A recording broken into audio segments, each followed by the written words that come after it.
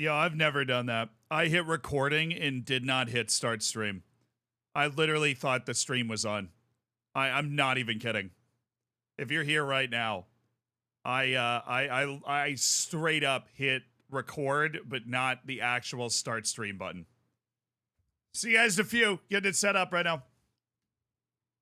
Sorry.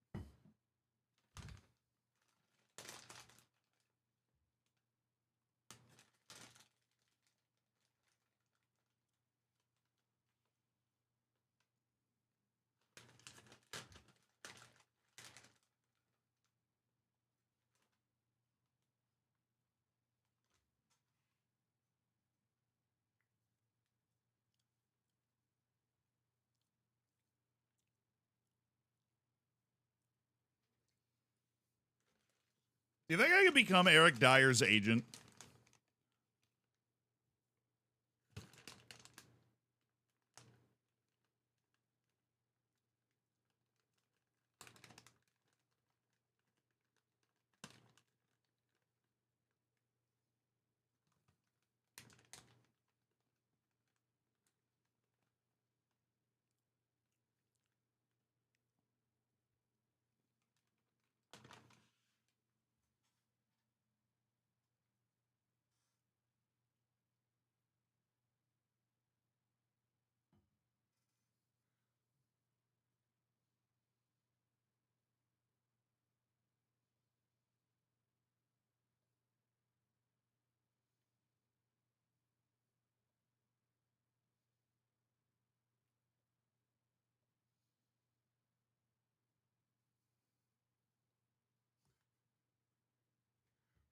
Hello!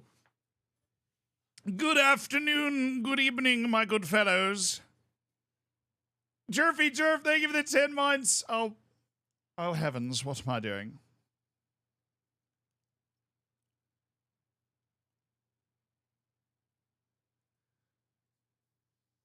Hello! Gordon, thank you for the 3 months, dude. Lorner, thank you so much for the 20 months as part of the Hammers. Flame Taco, thank you for the Prime. Darren Hornsby, thank you for the 10 months. Chaos Smurf, thank you for the 5 months. Borsafaline, thank you for the 3 months. K-Doll, thank you for the 11 months. I appreciate you. Benny, thank you so much for the Prime. Thank you guys for supporting the stream. Fat Neck Stan, thank you for the 3 months. What's my opinion on Celtic and Scotland? Always have a soft spot for Celtic, actually. They were my first football manager team, was Celtic. Beef, thank you for the 21 months. Sancho should like the food in Dortmund, in the Dortmund canteen more than United. Why? Or did that just whoosh? Connor, thank you for the tier 1. Finally made a live stream. What's up, Moriton? Welcome to the stream, dude. I appreciate you joining.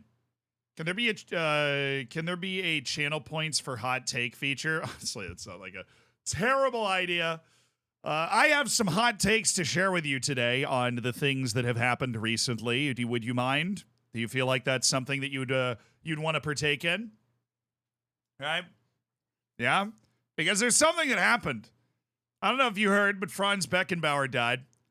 There's something that happened that made me laugh with irony today. Because Franz Beckenbauer died, right? Der Kaiser, right? He died. It was really sad. One of the best central defenders of all time, obviously revolutionized the position, the whole 9 yards. Loved watching all of his highlights. They pop back up on Twitter. I love when that sort of stuff happens. I wish people didn't have to die for that to happen, right? But I loved watching all of his highlights that pop up on Twitter. In the Spanish Super Cup, because La Liga is a poverty league, was being played in Saudi Arabia. That's no offense to any La Liga fans out there. La Liga is struggling for money right now, and so they put the Spanish Super Cup in Saudi Arabia because, I have no idea. Because they got a lot of money for it, I'm sure. And they did a moment of silence. They did a moment of silence for Beckenbauer, right? He died. He's one of the all-time greats. He's like one of the 3 guys ever that has played on and coached a World Cup winning team. And they did a moment of silence for him, which seems like the most basic, let's just do something to acknowledge Franz Beckenbauer died, respect a great of the game. Now I'll show you what happened. I'll pull it up. I'm not going to describe it. I'll show you what happened. I'll show you what happened. I'm going to show you what, I'm just going to show you. I'm just going to show you. All right, you ready? I'm going to mute that up. We're going to put me in the bottom corner. I'm just going to show you what happened. I'm not going to go full screen for DMCA purposes, but here's the audio, and this is the video that we're watching. It's right in here. This one, right here. Molina podía actuar en la derecha.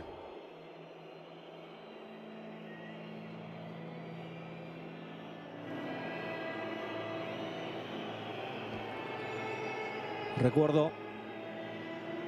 If you're wondering, when does the moment of silence start? That is the moment of silence.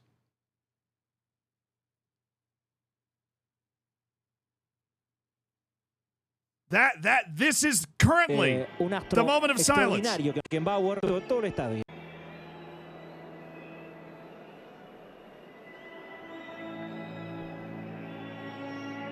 You can even tell Grease was like, dude, what is going on?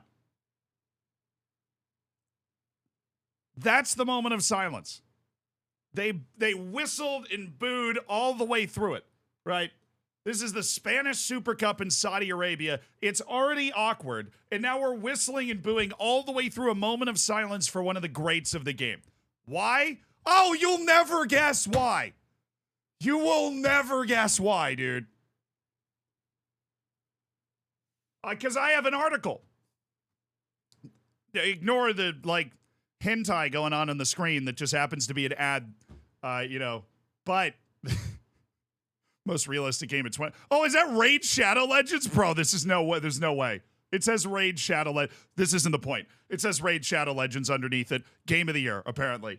So it has nothing to do with Beckenbauer, but more with a cultural issue. It is custom or tradition in Saudi Arabia. It is frowned upon to have a minute of silence.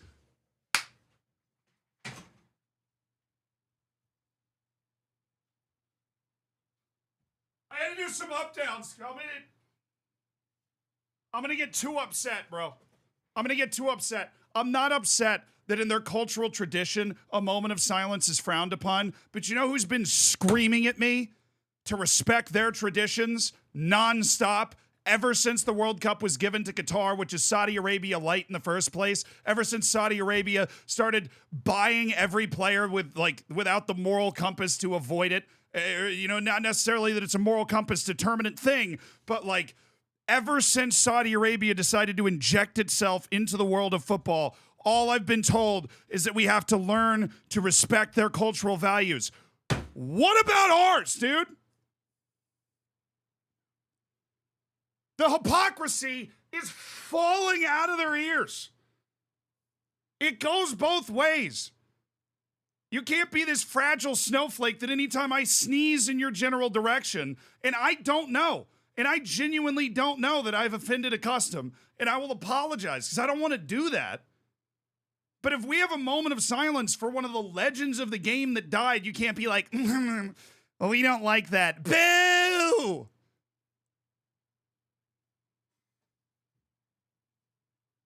It's not, this isn't a one-way road here, dude. This isn't a one-way road.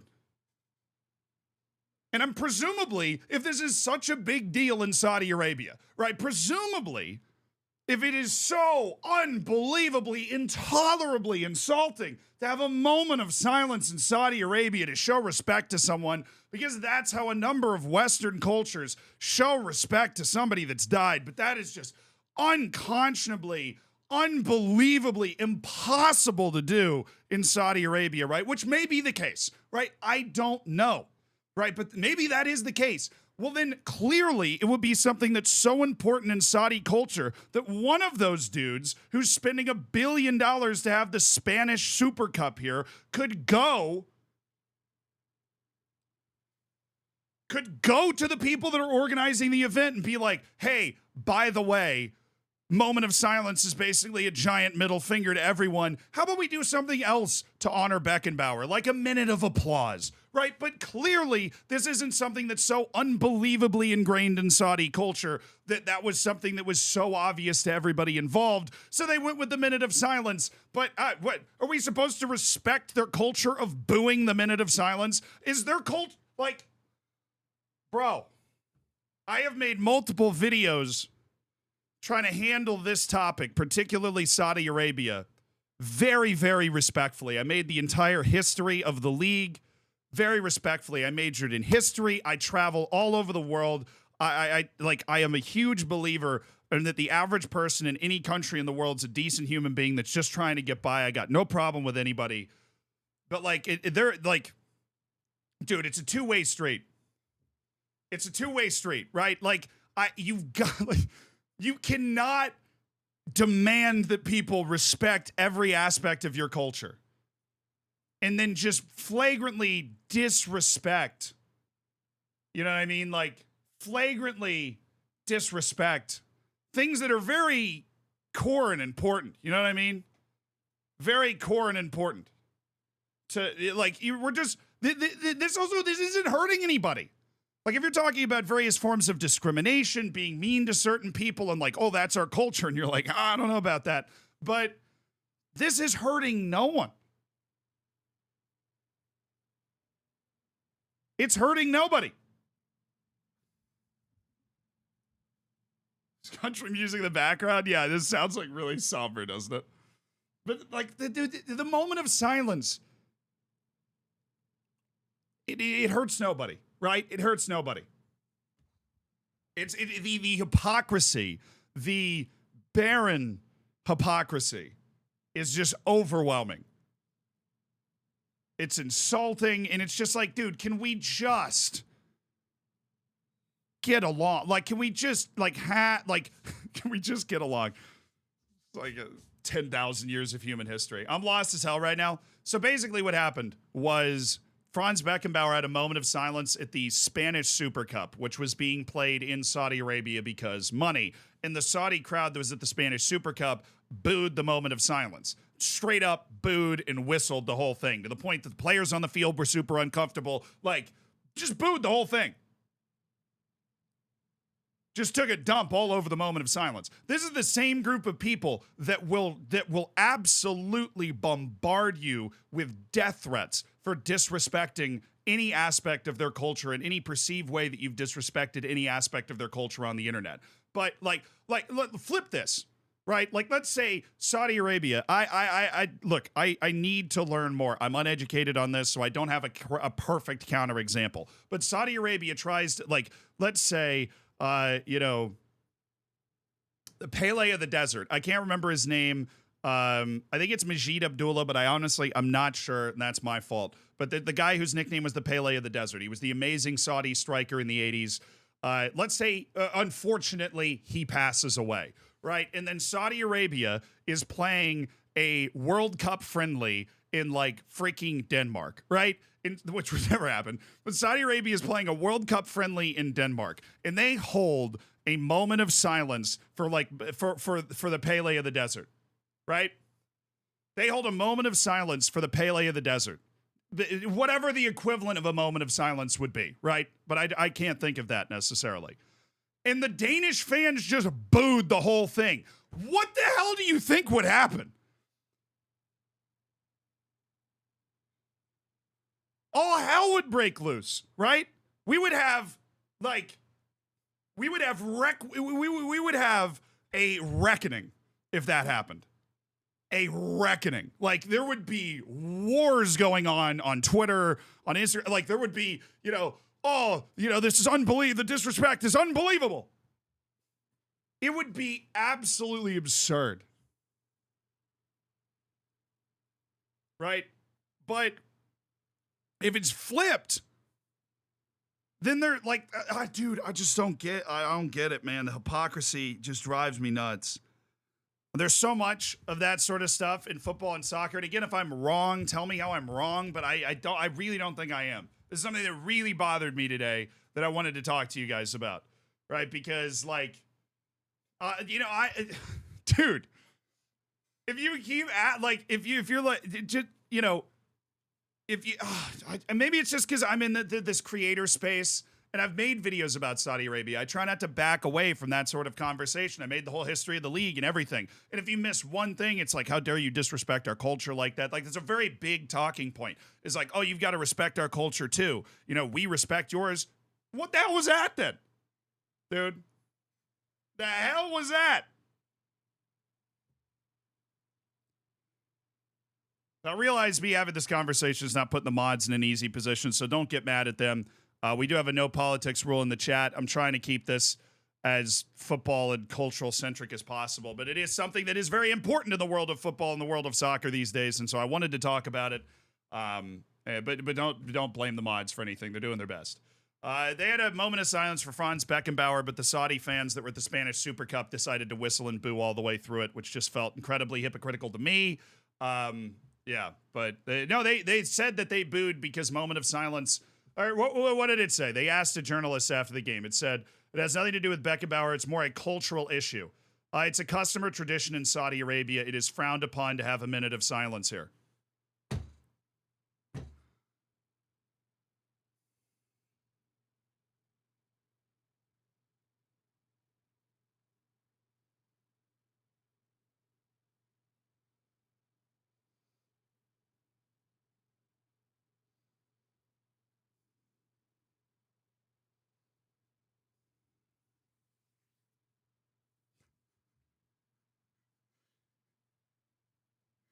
I had about 16 clapbacks to that, but I'm gonna bite my tongue on that. I'm gonna bite my tongue on that.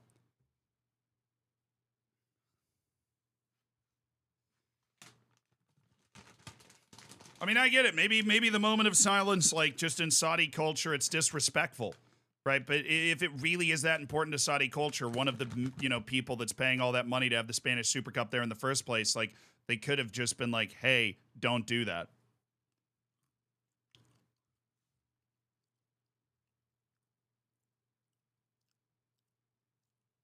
I mean, it's their country.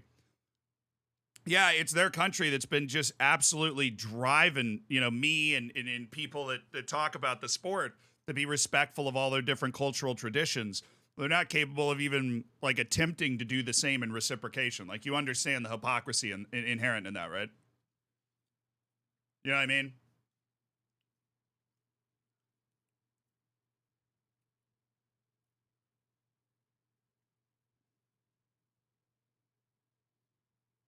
I am bothered. I am inherently bothered by people that just expect the world to bend around them. I'm inherently bothered by that. That bothers the hell out of me. People that just expect them to do whatever they want and the world to just bend to their whim. That bothers me. That bothers me a lot.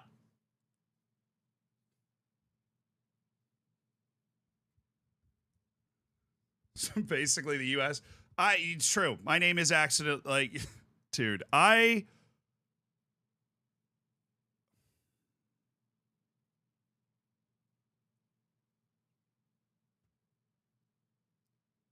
we have a conversation where who we are and where we're from doesn't ruin it? Can we do that? Is that possible? Can we just have a conversation like as people? Like, I have a major in history. I know what the U.S. has done. I know exactly what the U.S. has done, right? I'm not over here with a giant American flag tattooed on my forehead telling you that this is why America's better. That's not the conversation we're having. I just want to have a conversation person to person about everything. You know what I mean? Is that okay with everybody? The whole what about... Nothing ruins an actually good conversation more than whataboutism, in my opinion. Where, like, if what I'm saying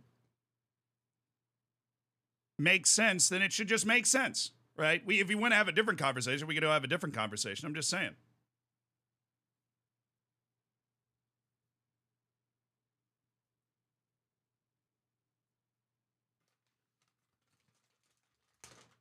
And sorry, guys, I know you tune in to talk about more lighthearted footballing topics. Every once in a while, we're just going to drop into something like this. So it looks like nobody has a really a clean take here. So even if the game is taking place in Saudi Arabia, I think since the game's being played as a Saudi product, everything about the game was Spanish and La Liga run. So I feel like it should be okay to have a moment of silence in Saudi Arabia, since it really isn't just a full Spanish game just taking place in Saudi Arabia. It's like having a concert somewhere else and bringing a concert tradition to another place. It's like part of the show, I guess. But it could be really culturally insulting, like in Saudi Arabia, in which case somebody should have said something. America's the one good thing about the world? Dub, it's not, dude. It's not. Every country's done bad things.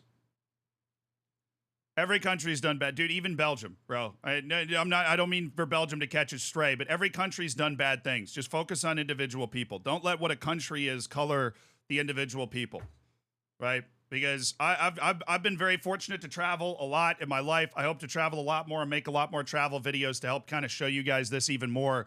But I think what you learn in the Faroese video is that people all over the world know whether they wherever they happen to be, the vast majority of people in the world they're good people that you could get a beer with, you could hang out with. They just want to take care of their family or their friends and live a decent life, and they're not really wrapped up. Like, don't let the world wrap up people in like nice, neat boxes for you so you can just look at all people over there and be like, no, I hate them. Don't let the world do that to you, man. Every country, every entity like that has done bad things. So you can't buy into all that nonsense, you know. And that's why when I'm talking about Saudi Arabia, I take great pains to separate the Saudi people from like the Saudi infrastructure and government that we're actually talking about, right? You never want it to come off like, I am 100% sure there were Saudi people in the crowd when they were booing the moment of silence for Franz Beckenbauer, right? that were going, ooh, damn, I wish we weren't doing that. Right? Like, they were there. There's no way they weren't. There's no way they weren't there. They were there. Those people exist because those people exist everywhere. You ever like I watch a ton of World War II documentaries, and then we'll talk about Dier and Sancho, because I do want to talk about Dier and Sancho. So you watch World War II documentaries, and you think about, like, my grandpa was in World War II, so I was always really interested in it. He was a radio man in the Pacific.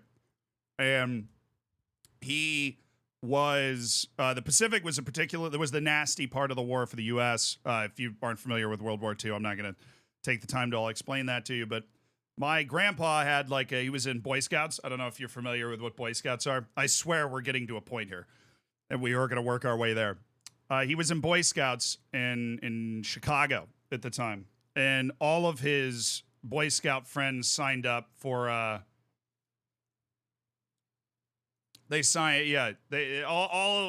of his friends signed up for the war, and they all went to war in the Pacific, right? And he was the only one that didn't die.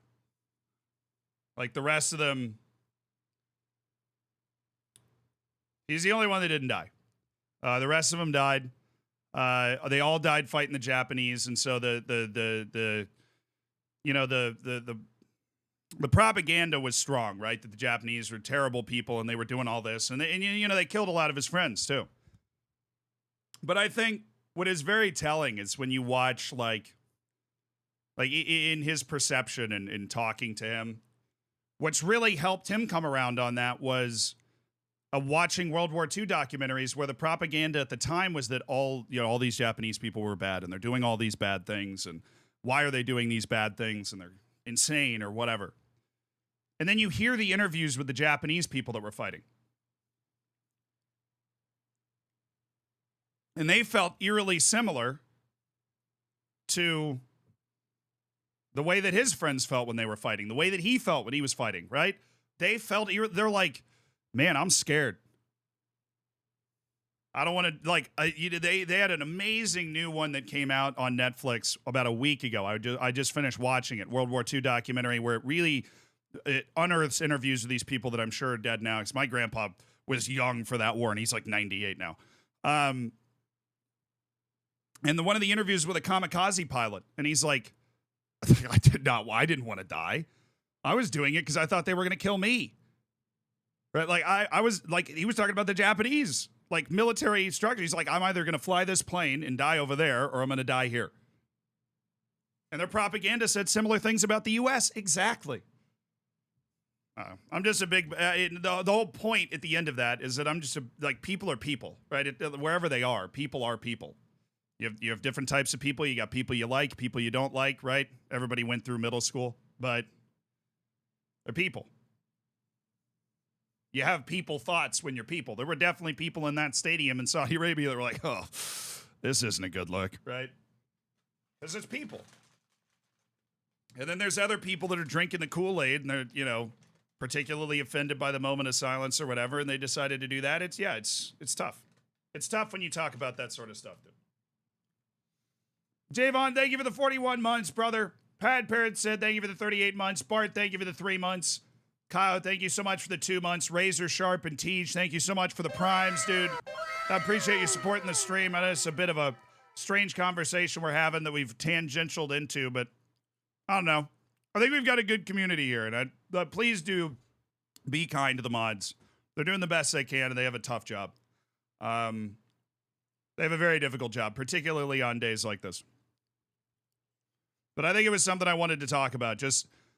It felt very hypocritical to me that they booed the moment of silence for Franz Beckenbauer, and it was disrespectful, obviously. And if it was that big of an issue culturally, then they should have made that clear beforehand. And that's it, basically. Thoughts on the Dragusin move? I mean, it's a great move. I'm kind of I love. Moving on.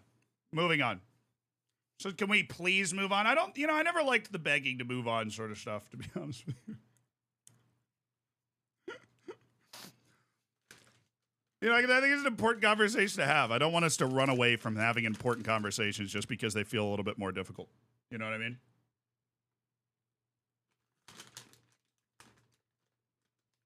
Band of Brothers are really good film. You ever get a chance, or series? If you ever get a chance to watch Band of Brothers, I love it. But on the Dragusin transfer, his agent was hilarious, dude. His agent was so funny.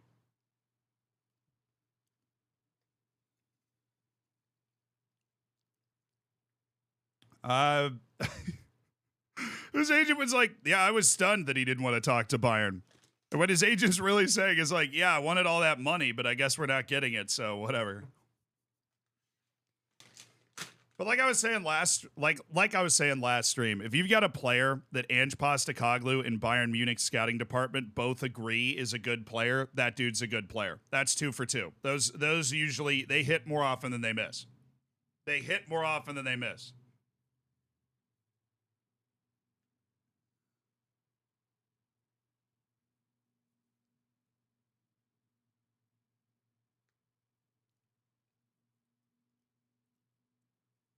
That's Romanian agent for you? Yeah, he's like, I missed out on a little bit of my money there.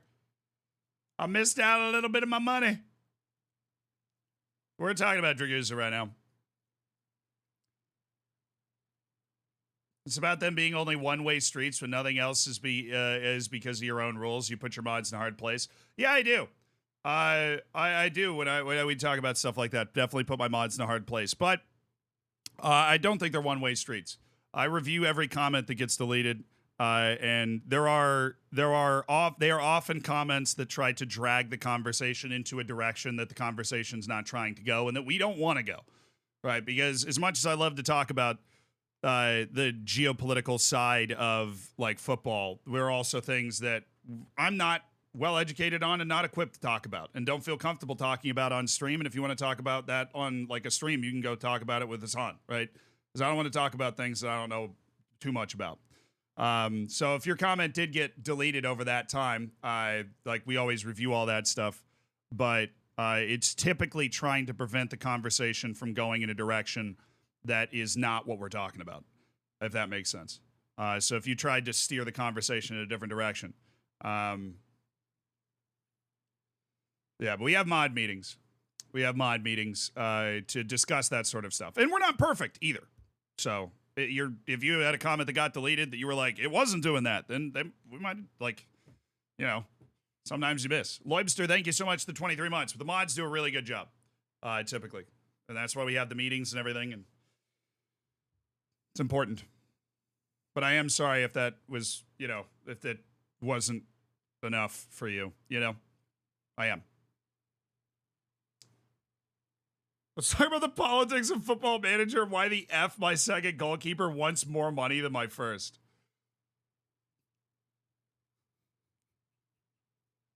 He's got a higher reputation. That's why he wants more money, dude.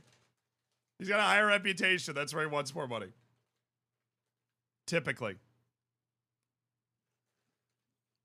The funniest transfer, though, it's not Dragusin. Dragusin's just a normal transfer that makes sense, and the guy's probably good.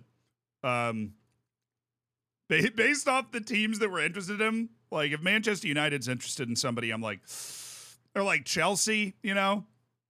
But if it's she was got a great eye for talent, and Bayern scouting department are great, then you're like, okay. But Bayern's scouting department also told them to sign Eric Dier. Now I saw somebody's tweet that was like, well, the Harry Kane's character reference must have been out of this world for Eric Dier, for Bayern to be like, yeah, we want that guy. Yep, want that guy. 100%. Dragusin's a Romanian center back that plays in Italy. Smart, you know, well-rounded type center back.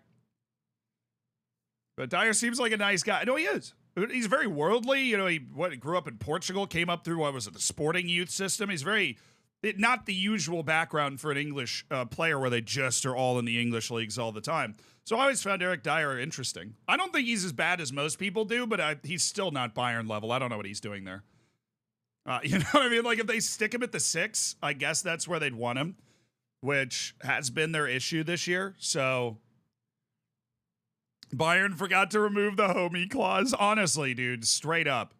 Bayern actually sat down and was like, oh, we left a promise to sign a friend in Harry Kane's contract, didn't we? Isar, thank you for the year. Thanks for supporting the stream, my dude. Technically done. Thank you for the 20 months.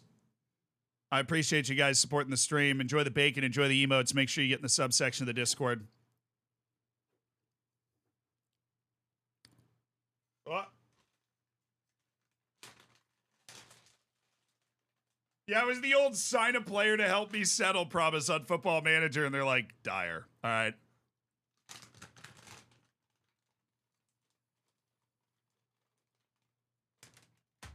Don't get the Dragusin signing. Look, mine's all based off who's scouting him. I've watched the guy play literally once that I can remember specifically. So I don't have any extra scouting thing, like thoughts to offer on how Dragusin is as a player.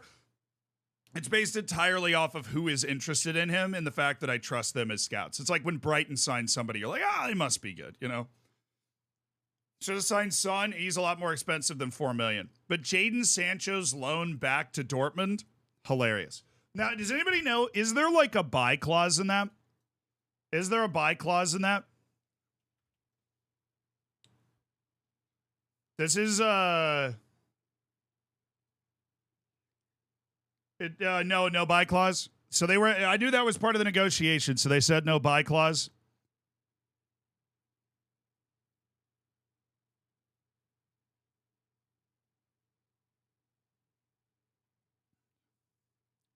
Then I actually don't hate the deal. Can I be honest with you guys for a second? Like I haven't been for the first 36 minutes of this stream. I actually don't hate the deal. I think Jadon Sancho is clearly somebody that can only perform in areas where he's comfortable. And I think as long as there's not a buy clause, there's a €3 million fee. So you're getting €3 million for the loan. And then if he goes back to a place that he's comfortable and plays well, his value is going to go up. Are they going to get their money back? No. But I think they'll get more money for him after the loan than before. Significantly more.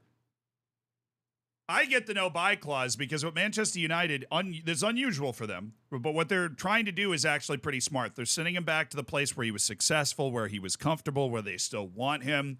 He's going to hopefully go there and play well if you're Manchester United, and then you either bring him back and try and repair the vibe, which I don't think will work, or you'll use the fact that he played well and sell him.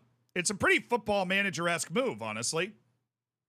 I think both clubs do benefit from the situation. And then Dortmund's getting a player. They're like, hell, when he was here, he was great. Like, we'll bring him back here. He enjoyed his time here.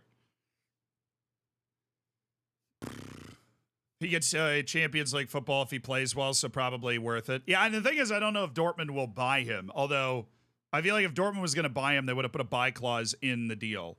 Asha Bicep, thank you for the 11 months. Man United need to play Antony at left wing back, is what you're saying? That's that Pulisic move right there. Take a winger and stick him at wing back, and you're like, this is perfect. Antony scores like a wing back, I'll tell you that much. Yeah! He has jokes today! Let's go!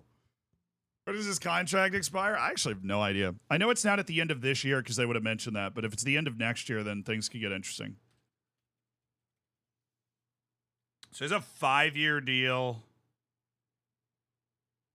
with an option for a further year. So he's probably got 2 or 3 years left on them. Oh, yeah, he's through 2026, bro.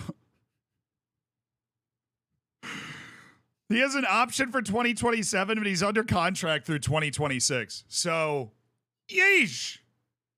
Oh. So here's the thing. What they're doing is still smart. That doesn't change. Like, I think that they wanted him to be under contract for at least 2 more years in order to make their plan viable. Because if he goes to Dortmund and plays well and freaking, like, I don't know, Leverkusen sitting there like, we want him, and he plays well in Germany, they would have to fork over, 30, 40 million, and you recoup like half the money that you spent on Jadon Sancho.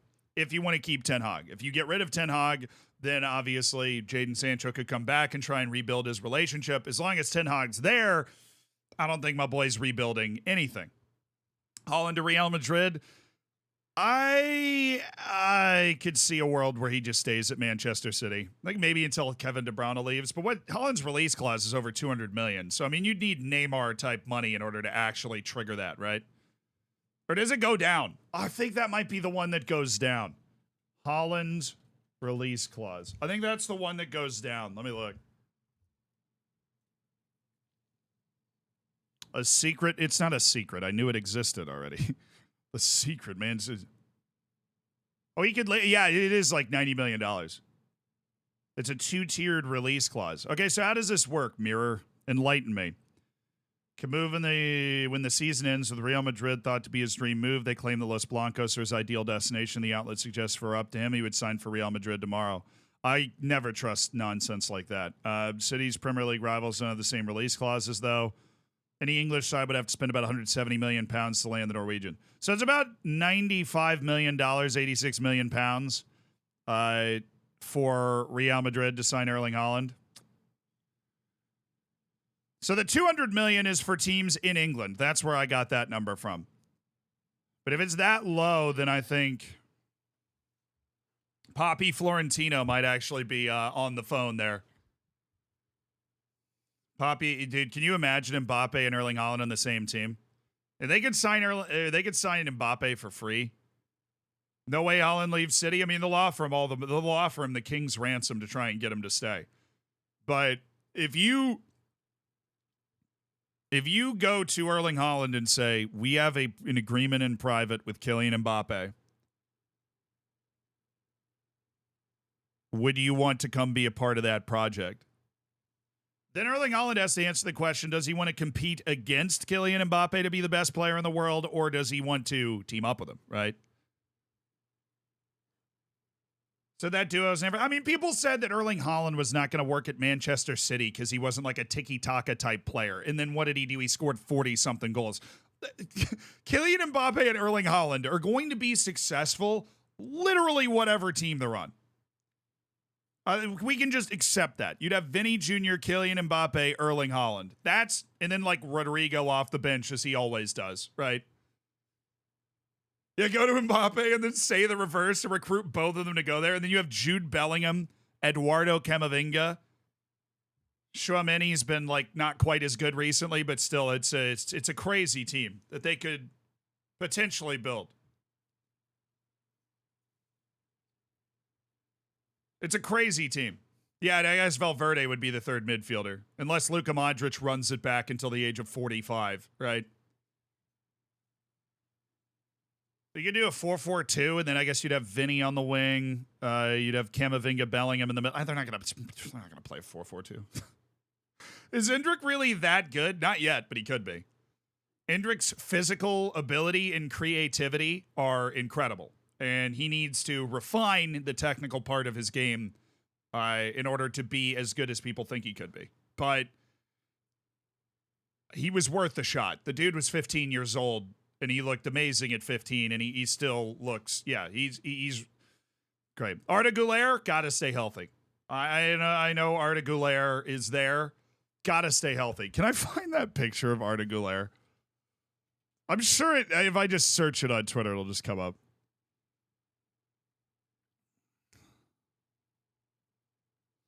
Where's that video of Arda Güler taking pictures with people where he looks like an awkward middle schooler? I gotta find it.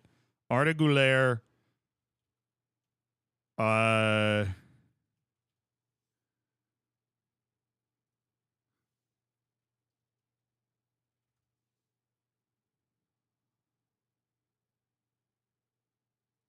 Let's see if I can find it. Have I been to any games in Brazil? No, I haven't. Brazil, South America. I've never been to South America. Obviously, as part of the Hidden Grounds series, I would love to go to a match in South America, right, and make some great YouTube videos out of that and bring that experience of going there for the first time to people. But my huge omission in travel is I've been to every continent but Antarctica and South America.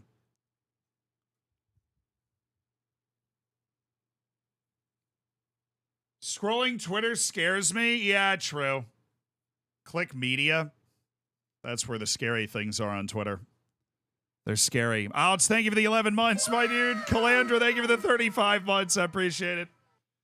What would be a good club to go watch in South America, Chad? Who do you think we should go watch? Who should we make a Hidden Grounds about, right? That Faroe Islands and NYCFC, those two videos, that show we're doing now. I really wanted to know if you could please ask Carl if he has a place to send fan mail. If he hasn't made that public, I didn't feel comfortable asking him while we were on stream yesterday. That's why I didn't. So I'm sorry that I didn't. But if he hasn't made that public, like obviously when it comes to like, it's kind of like a creator code of ethics. I didn't want to badger him about it if it's not something that he's made public. So that's why I didn't bring it up. I did see that though, and I'm sorry I didn't say that earlier. Boca vs. River, Zealand content. Oh yeah. Copa Libertadores. Libertadores. You know where I want to go? I know this is a very me answer, but it's also like, this is a very me answer, but I feel like I want to go to Guyana because it's in South America, but it's like different, you know? I mean, obviously I want to go to, I want to go to Brazil. I want to go to Colombia. I want to go to Boca vs. River. That's on every fan's bucket list ever. I don't know how we'd be able to make that video in a different way than the way everybody else makes it, but I'm sure we'd be able to figure something out. But like Suriname and Guyana, they're in South America, but they're different. You know what I mean? And I'm not trying to copy Away Days. I love Away Days, but the type of videos we make are different in that category. You know what I mean? He gives you the like first person experience, right? And we do this kind of like documentary that's a little more around the game and not as much at the game. Like that video, Faroe Islands, 27 minutes long. The actual matches are like 3 or 4 minutes. You know what I mean? Don't be getting kidnapped, please. Yeah, no, don't worry. I'm gonna be very careful about that sort of stuff. My brother's an incredible cinematographer. He is a gifted cinematographer. Even the drone shots. We used, I think, 2 shots in the entire Faroe Islands video that we didn't shoot ourselves, and it's all the fishing stuff. When they're out on the water fishing, we didn't film that. Everything else we filmed. So all those shots of like the cliffs and the water and the seagull, like, he filmed all that.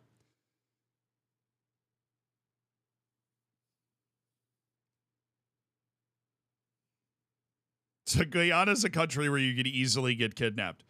Yeah, you make local contacts. I mean, we even did that in Faroe Islands. You make local contacts, you set up travel plans, you make sure that you're safe and able to get everywhere, and the things are good. Anyways, Arda Güler's got to stay healthy, and I am worried because he's somebody that is smaller, right? And not everybody's messy. Usually when you're smaller, you get hurt a little more because you can get blasted around by guys like, big grizzled veteran center backs on clubs like Villarreal. They don't mess around, right?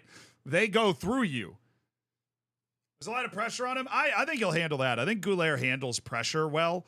I think he's got an agent that definitely really there's a bit of that Ilaix Moriba feel. You remember Ilaix Moriba where like he got forced to go to one place or another that there was some aggressive agenting going on, which isn't necessarily a bad thing, but can derail a career sometimes. But I don't know if you guys saw this on Twitter. This is something I'm thinking about maybe even doing on stream because Jackmate, you guys know who Jackmate is? Or sorry, Jackmate's Happy Hour podcast. I guess this is just Jack. I have learned who he is because I'm in British Twitter circles. Pieke, thank you so much for the prime, dude.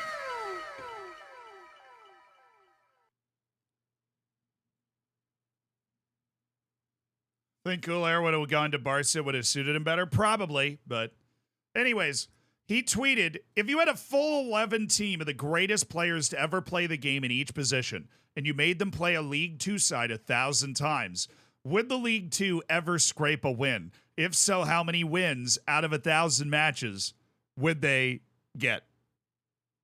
I found the Arda Güler video. Oh, let's go, dude. This could be a Rickroll. I just clicked straight on it. I cannot believe that this guy is a football wonder kid for Real Madrid, dude. Watch this video. This looks like my brother taking pictures in middle school outside of like his school dance. Have a good stream. Bye, chill. Good to see you. This is giving middle school dance vibes. Like, it's so endearing, right? Like, I'm always going to kind of have a soft spot for Arda Güler just because I've seen that video. He's actually like 14 years old. Just standing there, just like with a polo on that, you know, it doesn't quite fit right. It's like a little schluppy, and he's just like, yeah, he's an everyman. He looks like me and you, right? He's like, it's just it is actually some strong, messy energy. He's just kind of getting through it. Like, very shy, clearly.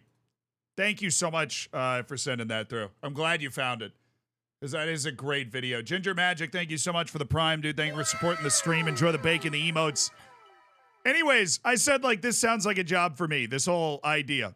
So I messaged somebody I know that makes databases to see if we could make a database. But for the record, it took San Marino 5,282 matches to win in the Prem. So do we think, this is the whole question, do we think a League 2 side could beat a historical best 11 before or after San Marino won a Premier League game? I said League 2 is way above San Marino. True. But, you know, like playing Luton, it wasn't Luton, but playing like Sheffield United's a lot different from playing the best 11 players ever. Half of that 11 is different. We're talking about them in their prime, Mike. We're talking about them in their prime. Give them the bin. Thank you for the Prime, dude. Thank you for the 3 months. What would that 11 be? I'm gonna go Lev Yashin in goal. I'm not making my all-time 11 right now, but you get the general idea. Like, those guys in their prime. There's somebody that makes retro databases that could be able to do that for us, and I think the League 2 side wins before San Marino wins a Premier League match. Personally, I think they win, but I think it'll take the League 2 side less than 5,282 matches to beat an all-time best 11. But I could be wrong. I think a League 2 team has a bigger gap over San Marino than all-time 11 has over Sheffield. I should just put San Marino all over the place. I really should just take San Marino and put them in the 6th division and just see what happens. Right? Like, would they get promoted? I mean, San Marino has a couple guys that are not terrible. They really do. Jair, thank you so much for pointing out the fact that you can actively steal Jeff Bezos' money and give it to Zealand. I appreciate you doing that with the 7 months. And I know some people have mentioned this. While I am going to have this database made, we are going to do this. So, Jack, if you're watching, which you're probably not because he didn't even follow me back. But I think we're going to make this database and, like, actually do this. I think it'd be a lot of fun. Although we have to figure out who the heck is in the world best 11, which feels like a political statement in itself. Right? It's like, no, I'm going to go with best, well, I guess Ronaldo left wing, Messi right wing, R9 in the middle. I don't know. We're gonna figure out what our world best 11 is. Mesut Ozil at the 10. You know what it is. Sam, thank you so much for the Prime. Thanks for spending $5 of Jeff Bezos money. Said Pele is the 9. Yeah, but it's going to be those, like, guys like Lev Yashin and Pele. You really just pull in the attributes that, like, the guy makes retro databases, so I guess he does that a lot. But you got to make sure that the attributes are fully accurate too. You know, as long as we've got American legend Kyle Beckerman at the 6, we shall not fail. Hell yeah, Kyle Beckerman. That's what I'm putting at the 6 in my all-time best 11. Thank you. Had a tremendous performance at the 2014 World Cup in Brazil. Oh, dude. No Wayne Gretzky? How do I not put a guy with the nickname The Great One in the team in the full best 11 ever?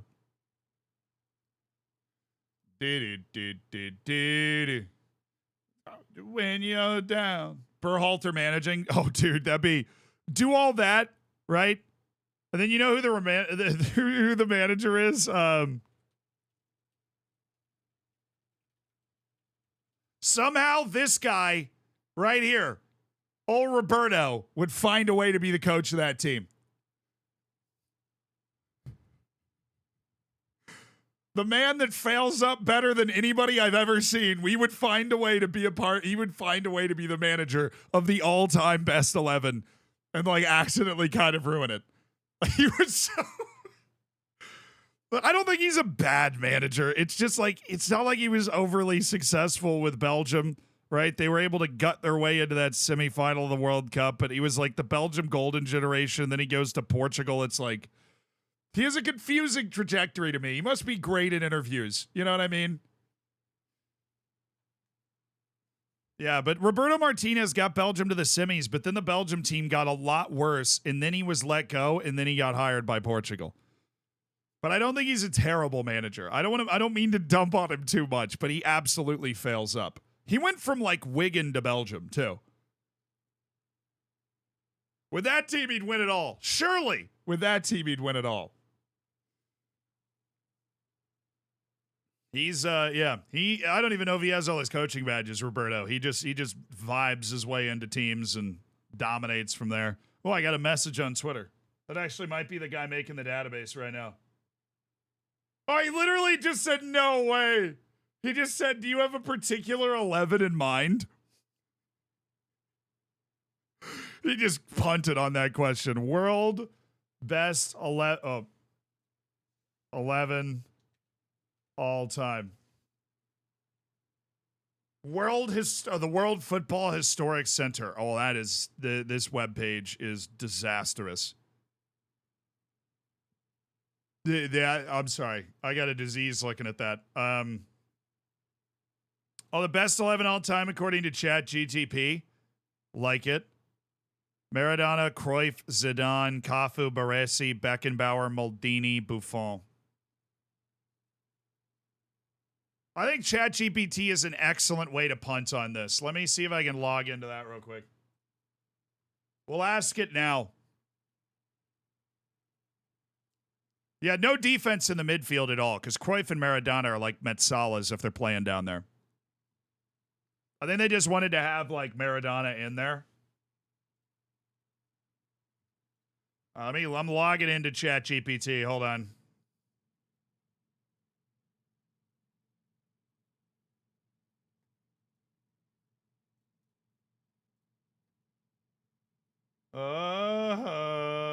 How can I help you today? All right. Intergalactic Trucker's name Baldur's Gate character, Faroe Islands travel vlog. I was looking for video title ideas. It's funny. Can you give me a world best 11 for men's soccer players all time, please? In a 4-2-3-1 formation. Lev Yashin, of course. Cafu. Beckenbauer, Maldini, Roberto Carlos. I like that better. Zidane, Xavi, and Maradona. Pele, Messi, and Ronaldo. Okay, and then they gave me two extras. I think they just kind of misunderstood a little bit. Michel Platini and Lothar Matthaus. So I love this defense. Cafu, Beckenbauer, Maldini, Carlos. There are people that are much smarter than me that would fully agree with that defense, right? That are much more knowledgeable. I'm the American in this conversation. So those are the names that get thrown around all the time. I think it's Beckenbauer, Maldini is the center back pairing for sure. Roberto Carlos and Cafu, the Brazilians, works for me. Zidane, front three is Ronaldo, Messi, Pelé. I think that's clear front three. We've had ChatGPT tell us that twice. Zidane's definitely in the midfield. Zinedine Zidane. Maradona's in the midfield. Let's go for best box to box. Yeah, look, I don't think Xavi being on there is absolutely insane. He was unbelievable. Best box to box midfielder of all time, men's soccer. Frank Lampard. Oh, what?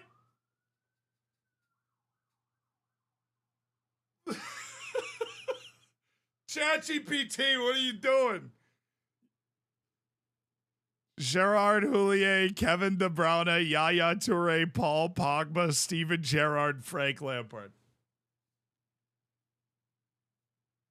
This is a modern position. Fair enough. Best midfielders of all time men's soccer. Clearly, box to box was way too current. Let's see.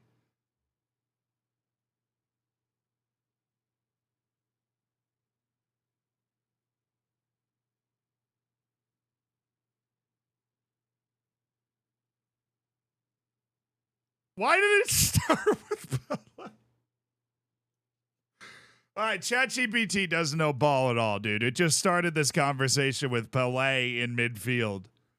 So I'm thinking, all right, let me message this guy. I don't want to dox his DMs, but I'm going to say, what are we saying? Let's make a little notes page, huh? Let's make a little notepad page. Make a little, another one right there. Boom. Okay, so we have goalkeeper, Lev Yashin. Dude saved 50% of the penalty kicks he ever came up against. Right back is Cafu. Center backs are Maldini and Beckenbauer.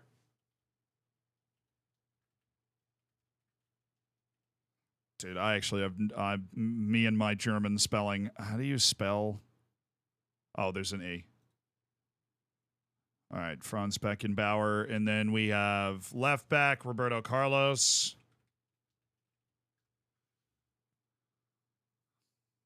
So Neuer's better than... Well, I think here's an interesting debate. Because I think you have Manuel Neuer and Lev Yashin, right? I think you also have Buffon in there.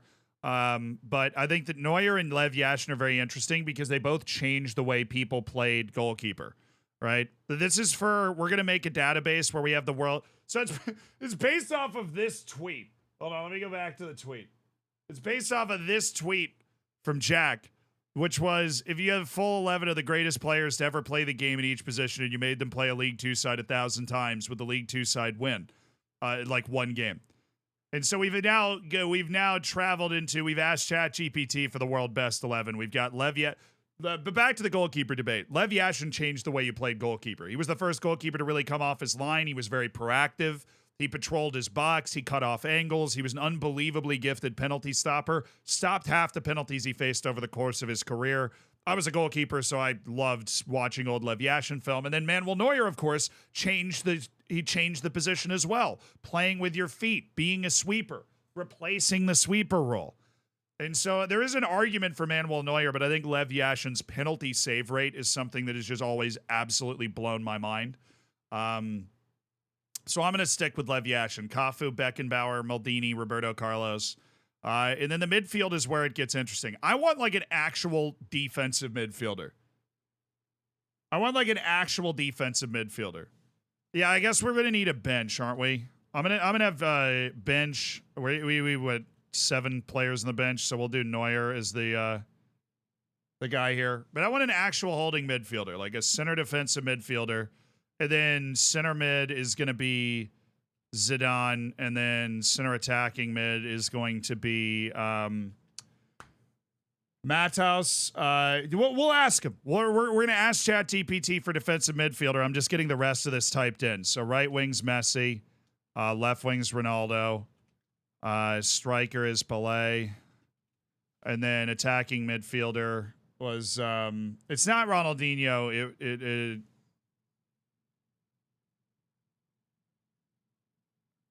yeah, because Zidane's going to be the box to box. So this has to be where Maradona goes. This has to be where Maradona fits in. Okay. So this is all set. Really what we don't have is the defensive midfielder. Best defensive midfielder of all time. Men's soccer. Please give me a decent list. Claude Makelele. Franz Beckenbauer. N'Golo Kante. Dunga, captain of the 1994 World Cup team. Gattuso. But I was thinking, honestly, Busquets can't be super far away in terms of the way you want this team to play. Daniela De Rossi, I don't think belongs on this list. But shout out, he was good. Matthaus isn't, which obviously ChatGPT just overlooked him. Because in our initial list, Lothar Matthaus was here.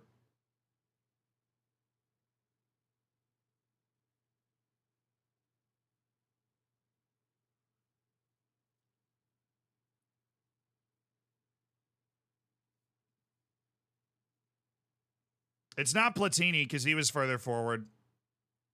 They wanted it to be Xavi. It's just like, you know, you said, like, I was thinking Sergio Busquets because you know him. Absolutely, yeah. I watched Sergio Busquets play. Like, I didn't watch, you know, like, I did not watch Lothar Matthaus play. There is always bias there. Matthaus played libero, so he wasn't really a holding midfielder.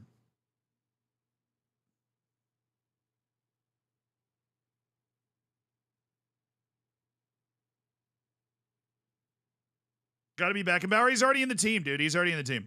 He's already in the team. We have him at center back with Maldini. So it's Leviash and Cafu, Beckenbauer, Maldini, Roberto Carlos. I see the issue is I know nothing about Claude Makelele. They're making him sound like he was N'Golo Kante before N'Golo Kante was cool. You know what I mean?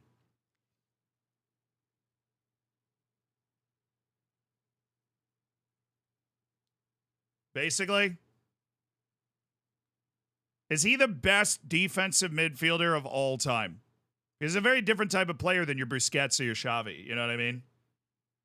The question we're asking is the best defensive midfielder ever. You know what I mean?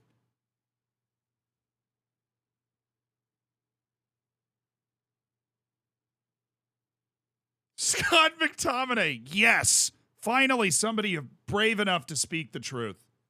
Rafael Riquero, shout out. Both were beasts. Fair. Patrick Vieira.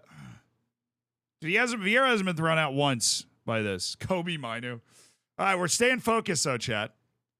The best I'm going to just Google it, too. Best defensive. This seems to be the position that there's the most debate of all time. N'Golo Kante cannot be super far off this either. Yeah, but TTS said it right, so now I know. 9 best defensive midfielders of all time. Claude Makelele, N'Golo Kante, Lothar Matthäus. Haha! Dunga, Xabi Alonso. Oh, I haven't heard him yet. He's not. I don't think he's there. Daniele De Rossi. Frank Rijkaard. And my boy, Roy Keane.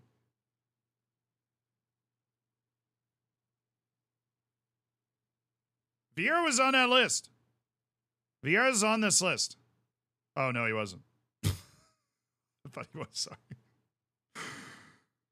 He was thrown around on the initial like Google search page. Is like, yeah, he'd make sense. Oh, this is tough. Okay, so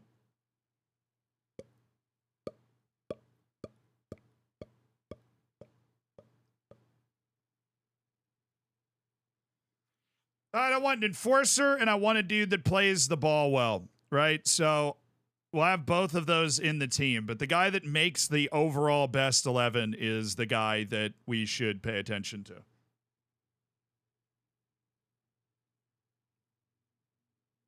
Watch some Makelele. Now, I feel like watching some brief highlights. Yeah, I could watch highlights of Hatem Ben Arfa that could convince me he belongs in the all-time best 11. You know what I mean? In my opinion, it's always about listening to people that watched them play. And I never watched Claude Makelele play.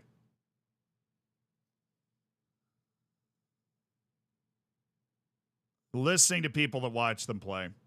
All right, so wing sub is George Best. I just wanted to get that out there. Striker sub is R9.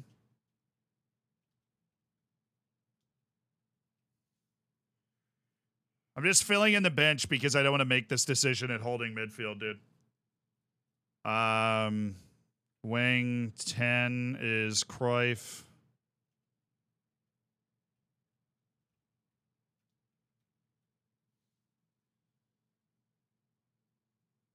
That's 4 of our 7 on the bench. We're going to need some bench defense, but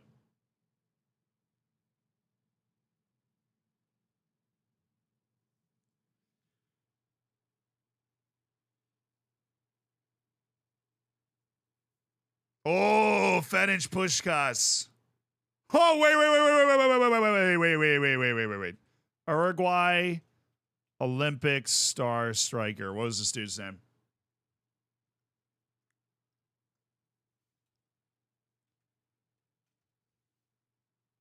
What was his name? Jose Andrade. Jose Andrade was cracked. You guys don't know I was there. Jose Andrade was cracked.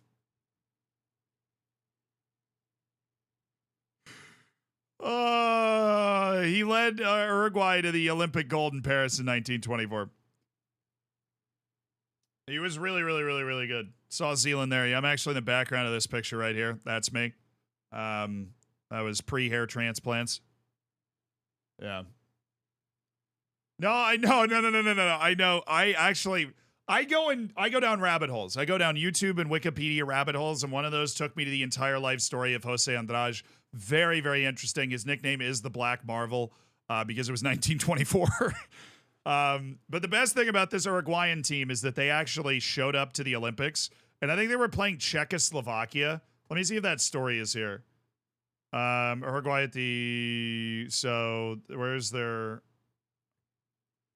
1924 Summer Olympics football. La Balle defeat. Uruguay, you had to pay for their passage by going on a tour of Spain. Goodness gracious, can I click? So Uruguay got there and they played Czechoslovakia, I think, in like the first match. So they destroyed, yeah. So this was the Yugoslavia, one of them, you know, Yugoslavia. And the sick thing about this game is that Yugoslavia had never seen Uruguay play before, so they sent scouts. Yeah, I don't know why we're listening. It's like, am I going through a breakup right now? What the hell's going on? Actually, speaking of which, this is, I'm pretty sure it's a breakup song, but it's also a banger, so we're going to listen to it. Anyways, Uruguay shows up in Paris and is training before the Olympics. And Yugoslavia has never seen them play before. So Yugoslavia sends like a scout. And they're like, I'd imagine them hiding in the bushes, like trying to watch Uruguay. The Yugoslavian guy comes back and goes, dude, they're terrible.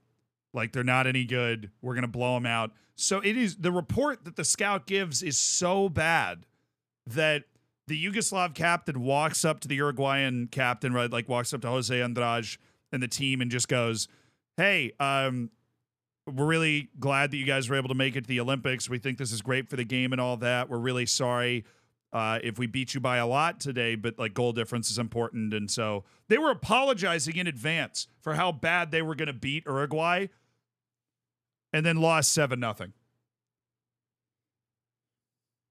Because apparently, according to legend, Uruguay managed to find out that Yugoslavia was scouting their practice, and so they played terribly on purpose while Yugoslavia was watching them. So that Yugoslavia thought that they were going to be awful, and then they just showed up and absolutely boat raced them. 5D chess. Yeah, they completely played them. Because Yugoslavia had no idea what they were coming up against, and then they just absolutely ran them over. Just corporate espionage genius. It's one of my favorite stories in like deep footballing history, without a doubt. That Uruguay found out that Yugoslavia was going to try and scout their practice and played terribly on purpose. So Yugoslavia showed up thinking they were going to absolutely destroy them and got worked. And then Uruguay didn't play. Well, I guess they beat the Netherlands by a goal, but Uruguay dominated the entire tournament. They were the stars of the entire 1924 Olympics, 2024 Olympics. Yeah. And Jose Andrade was their best player. And the world was so different back then. Jose Andrade then just spent like the next couple months in Paris.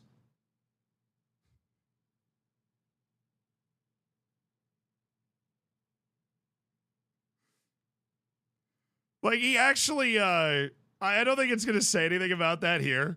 But, like, after the Paris Olympics, he just stayed in Paris for, like, a year just being a celebrity. Just partying every night, and then eventually caught a boat back. So he just stayed there for, like, a year. It was like, yeah, I'm the talk of the town now. It was in the later life section.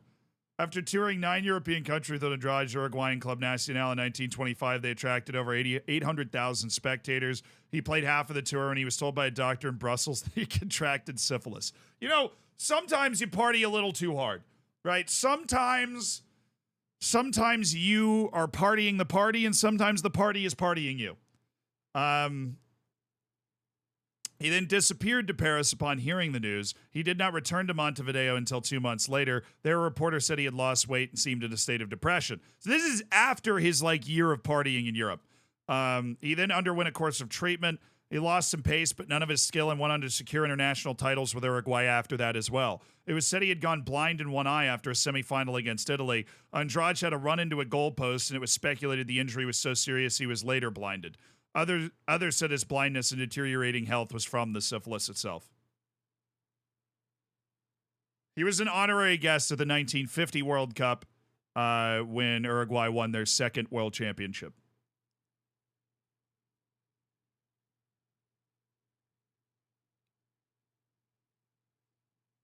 Despite already having syphilis for 5 years, he was selected to the best 11 of the 1930 World Cup. Ball out, dude. Ball out. What a life.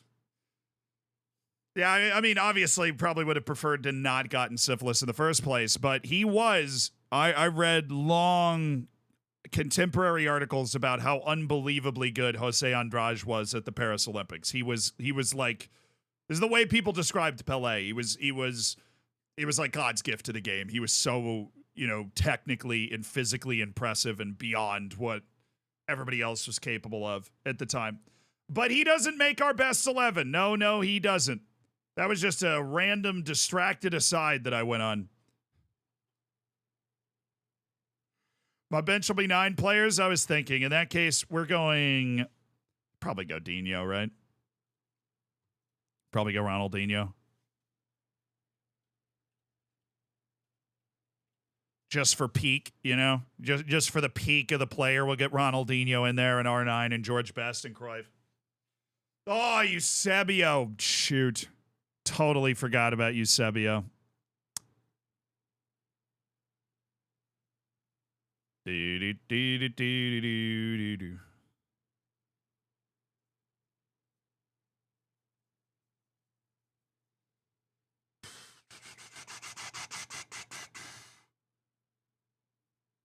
Garincha was a marvel, yeah. Who was that center back? Best central, the English center back. What was his name? I can't remember it.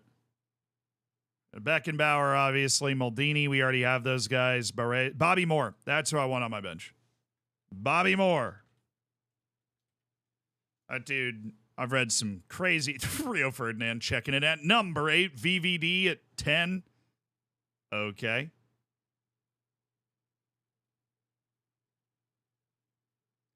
Phil Jones? Yes. Absolutely. How did you guys know that I was looking for Phil Jones specifically? Him and Harry Maguire. That's my bench for the world best 11 all time. All right, now we're just going to do best midfielders of all time men's soccer. And off you go, ChatGPT. Pelé did not play midfield. Thank you so much for playing. Dude, we're going to have to put one of the Barcelona guys on the bench. We're going to have to put one of the Barcelona boys on the bench. We're going to have to put one of them. I think Iniesta, if we put one. Out of Busquets, Xavi, and Iniesta, I think we put Iniesta. Obviously, ChatGPT agrees with me. My first thought was Iniesta, then Busquets, then Xavi, but I don't think it's insane to talk about all three of them. All right, so we need a center mid, Iniesta. So we have 7 of our bench. We need like a defensive midfielder and a fullback. Somebody who can play both sides, probably. All right, so we still haven't decided our starting defense. So what 2 defensive midfielders are we having? Okay, who's in?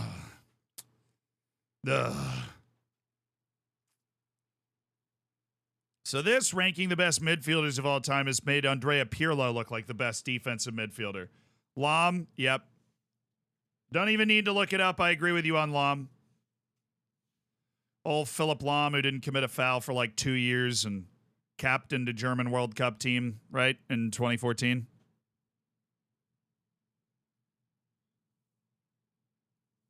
No, Gerd Muller. He was a poacher.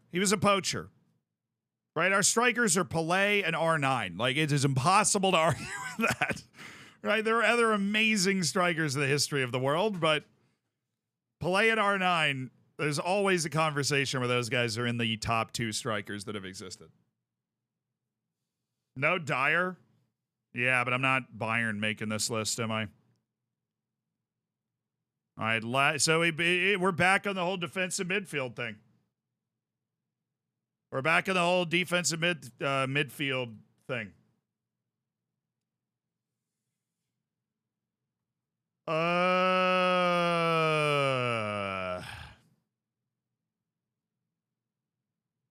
Yeah, you know what? I'm just going to go ahead and put Enzo Fernandez and call it a day, I think.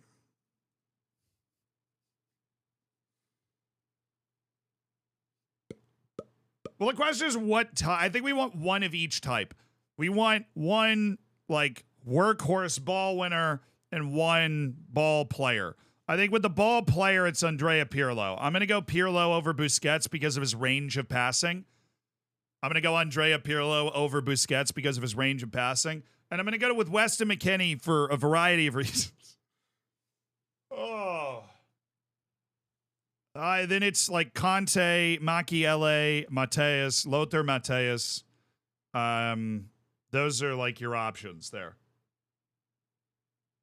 Makelele, Conte, I think I said his name wrong. Makelele, Conte, or Lothar Mateus. I totally said his name wrong. Guys, for an American, I'm doing pretty good, all right? No Oliver Kahn instead of Neuer. We picked the 2 goalkeepers that change the goalkeeper position the most, which would be Neuer and Lev Yashin. That's why we've gone with those goalkeepers. Yeah.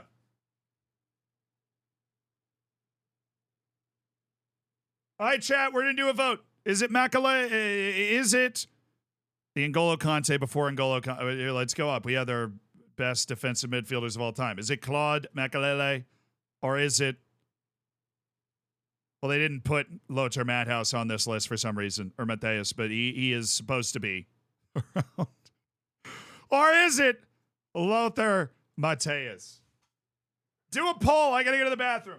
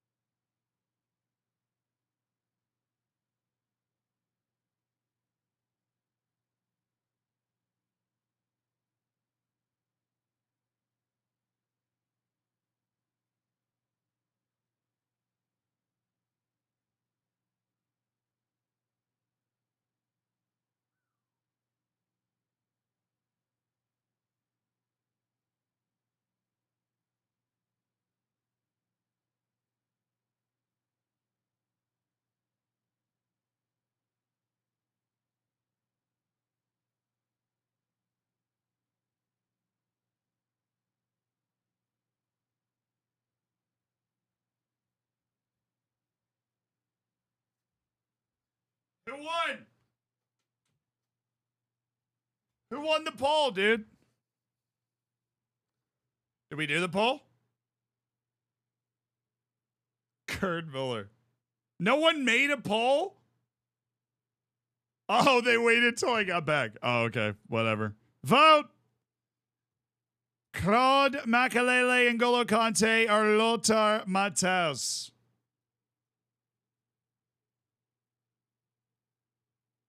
Who is the best defensive midfielder of all time? Vote your conscience. The best defensive midfielder of all time. We've already got Pirlo on our bench. Our whole team is set. One of these guys is making the team.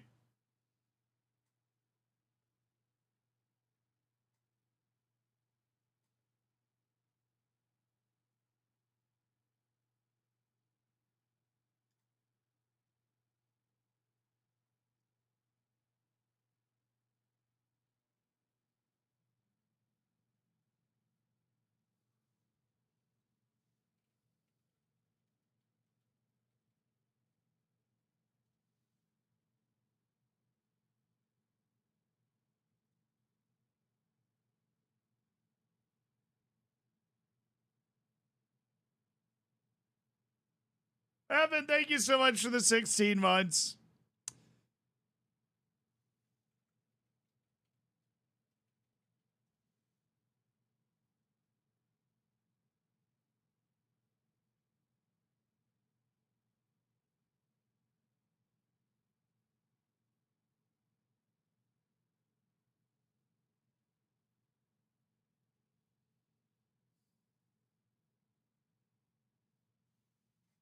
What happened to your ball knowledge? I've got ball knowledge. I was too young to watch Claude Makelele play. I never watched him play. I never watched him or Mateus play. And I defer to people that watch them play in this instance to make a list like this.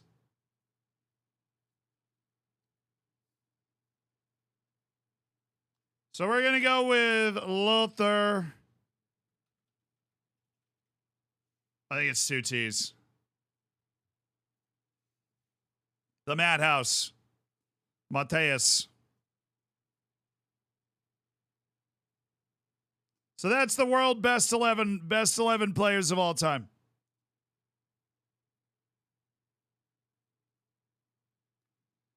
This is the best 11 of all time, according to ChatGPT and Chat Vote. Lev Yashin, Cafu, Beckenbauer, Maldini, Roberto Carlos, Lothar Matthaus, Mateus, Zinedine Zidane, Diego Maradona, Lionel Messi, Cristiano Ronaldo, and Pelé.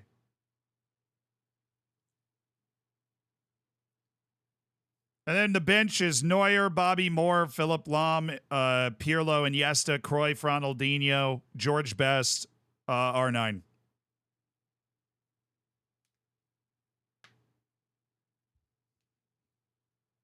There you go, baby.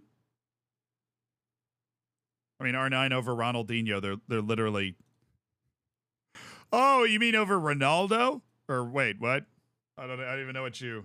Yeah, we have the bench as well because you need like a bench in order to be able to simulate on Football Manager. So we might as well have that going.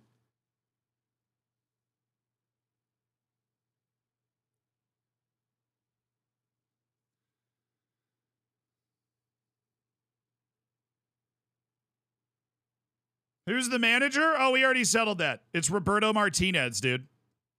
So I'll send him. We were coming up with this because the guy making the database for this video asked what the team was.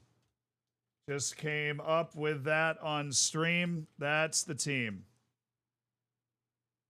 So we sent him the team. Chauncey Zardes robbed. So true. We'll do best all-time 11. Boom. Easy. Thank you, ChatGPT. Helpful to get the conversation started, as always. And this was ChatGPT's original throwout. We didn't have Buffon or Baresi. We did have the same front three, two of the same in the middle. Maldini, Beckenbauer, and Cafu are all in the team. But this is a very good point also. We went for trying to make the best team ever, right? Because this is, with all these best 11 lineups, so you're trying to make the best team ever, or the best collection of players ever, because those likely aren't going to be the same. Like, we tried to make the best team ever, but obviously if you want the best collection of players, I don't think Mateus is on there, and you just throw any one of the brilliant attackers off the bench in there and try and take care of business that way.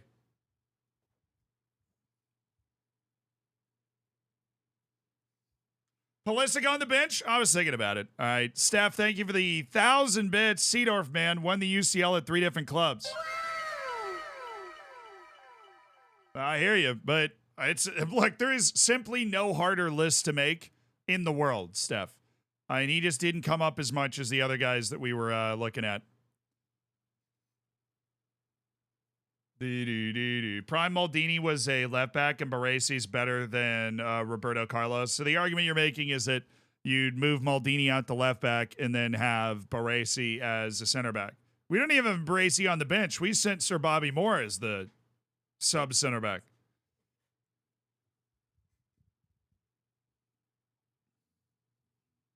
Hey, we already sent it, guys. We already finished debating it, though. It was a very good point to have brought up a little while ago. You know what I'm saying? But we already sent it. It's already been sent in. Got sent in. Might as well have been sent in years ago. It's already done. We could debate it until the end of time, to be perfectly honest. Am I still in Africa? No. We're in our first season in the second division of the Netherlands. We didn't get any of the first 7 or 8 jobs that we wanted, so we took a job with a team that just got relegated from the Eredivisie, NAC Breda. We fixed their financial situation, built a good team, and we are cooking top of the league right now. But we are not top of the league by a ton. And we do have a contract offer out for my boy, Patricio Nunez, who looks like quite the high-quality, high-octane player from Argentina. Loves a big match, works his tail off, passes, scores. And he's willing to take a contract and come join us right away. So I'm incredibly happy with the idea of Patricio Nunez. We'll see if I'm happy with the execution of Patricio Nunez. But he's a darn good player, and we like adding darn good players for free, chat. You know that. You know we like adding darn good players for free. Nobody wants Dubé? Well, that sucks, eggs. Somebody will want him. The transfer window's coming. I see it in the distance. It's on the way. Who trained well? Leo Cromantown. Shout out. Have you seen the Saban Memorial? Yeah. That's something I didn't talk about yet, is 2 of the greatest American football coaches of all time retired within 24 hours of each other, which is just jarring. The best college football coach and the best professional coach. So Tom Brady, the New England Patriots, all that. If you've ever heard of NFL, you've probably heard of that. The coach of those teams, Bill Belichick, has retired with 6 Super Bowls, which is the all-time record. Dude got, yeah. Oh, I guess he hasn't retired. Sorry. He left the New England Patriots. I think he's going to retire, but it is rumored that maybe he goes to Atlanta. Maybe he goes to, well, I wanted to say San Diego, but the LA Chargers. And Nick Saban, who had won 7 college football national championships, retired the day before, which is literally the person that holds the record for most championships at the college level and the professional level. They both retired within 24 hours. So power shift, you know?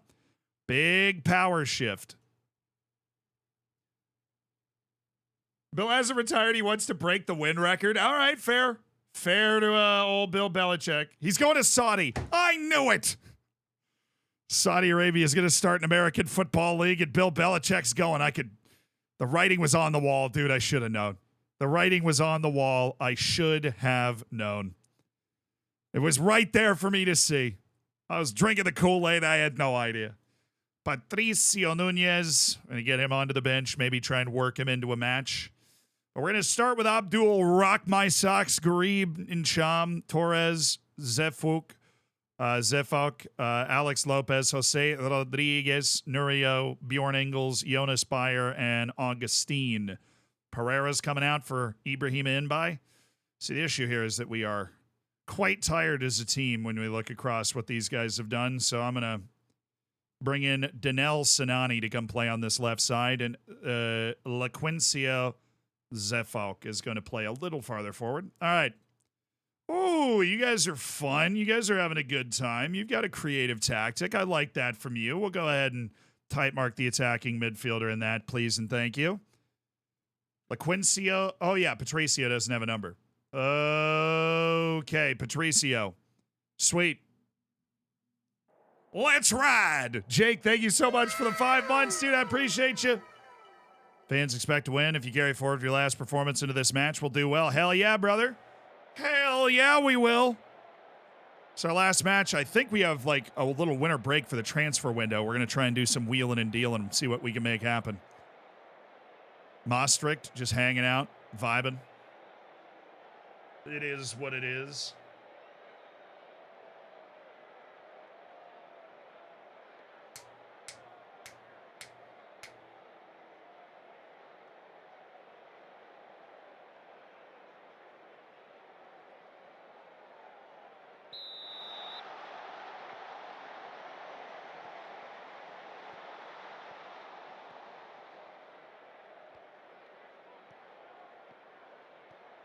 All right. We're the boys in yellow today against Maastricht. Alex Lopez, who's played his way into a starting job. That was us, I'm pretty sure. I think that was our pass. That was just inspiring. Asian Cup starting in 24 hours. I am so happy. AFCON and the Asian Cup at the same time. It's going to be awesome. I'm going to enjoy it, dude.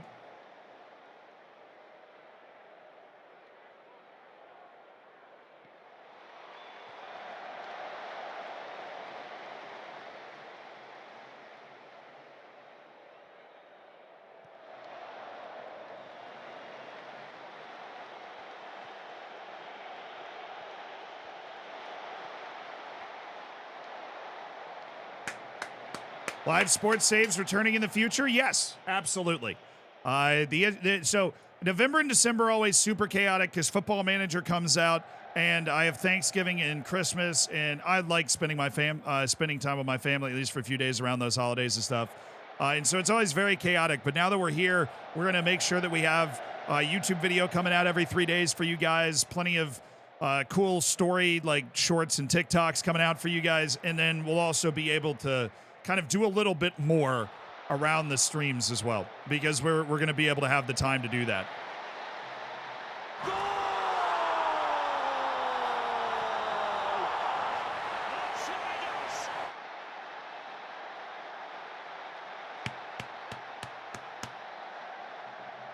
Dude, Olivier, he's gonna end this season with like 16 or 17 goals. He is having a year.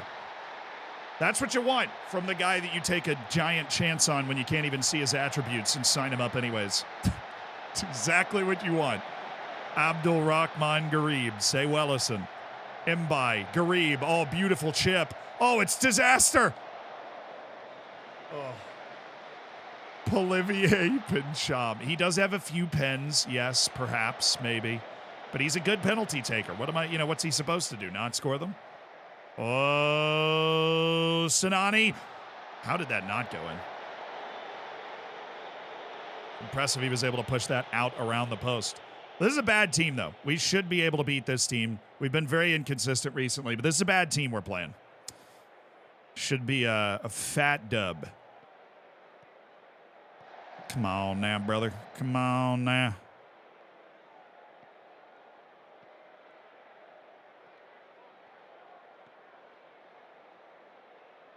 Come on. Oh, Ibrahima, what is that? You could just tell he was moving too slow to get there. Oh, he missed the interception. Glorious. We've missed about 8 chances to get a foot on this ball.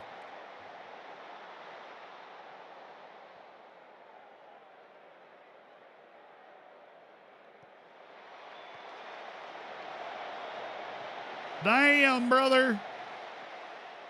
Oh, yes. Abdul Rahmasaks Garib.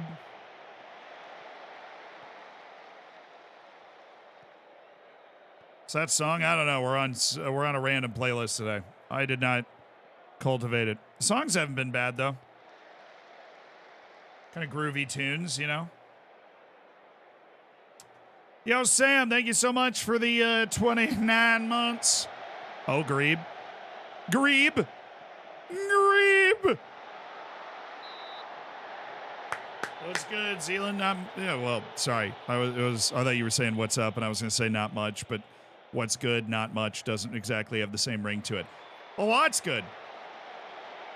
We had a lot of fun putting together an all-time best 11 to start the stream, and now we're there's our first match. You didn't miss much. If you're keeping up with the journeyman save, you haven't missed much.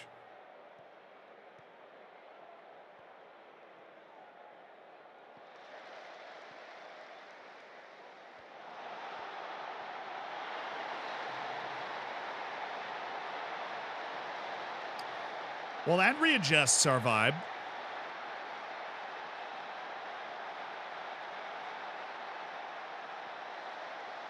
Throws it right down the pipe. Cut off. Dude, Bjorn, you know who we need to replace in this transfer window that we have coming up after this match is Bjorn Ingles. I have had enough of Bjorn, okay? Oh, God. What was that, dude? There you go. Fire, Lopez, Nurio to Danel Sinani. Yeah, that's lovely. Nurio, love the overload, the combo. Oh, beautiful. Olivier Pincham trying to draw another penalty. Unbelievable. Bruno Fernandes, Floposaurus Rex right there. Oh, that's my ball, though. Find him. One more. Wrong guy. How? We scored anyways. The football manager experience.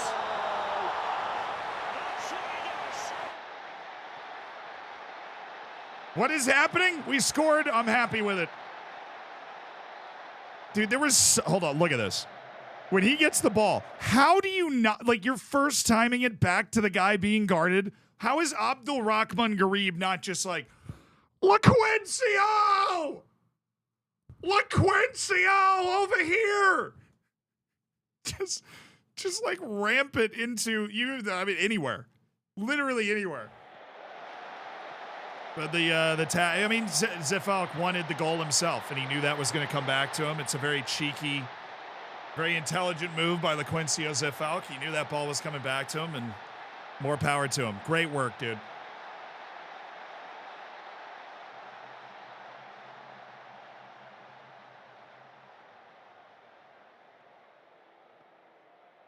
Sinani. Olivier Ncham.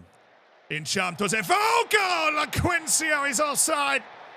He's got too many letters in his name and extended the jersey into an offside position. Damn. Are we continuing Carl's save? Yeah, dude. We're basically going to have two saves going. When Carl is able to join the stream, we'll play with Catania. And we're going to try and win the Champions League with a Sicilian team. Naturally. Try and dominate Italy with a Sicilian team. And so that'll be like this year's version of the network save. Is like me and Carl and I playing Catania. Yeah, that was a lot of fun. He really enjoyed it too. He's into the game. He wants to go on and win the Champions League, and I'm always down for it. It's a new mandem. Yes, it's me and my mandem. Now that I'm gonna learn the Coolio words, you know.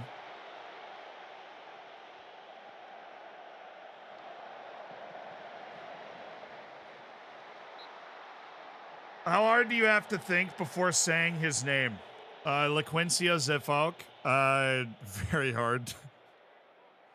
You'd see the steam coming out of my ears with the wheels turning.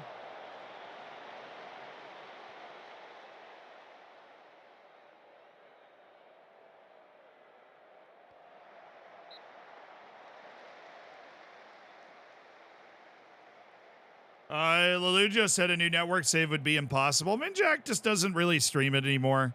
You know, I think we're all in just different places in our lives. You know, it was magical while we did it, but we're just, you know, things are just different, man. I've got 4 children now. You know, you gotta deal with that. Segura, thank you so much for the 6 months.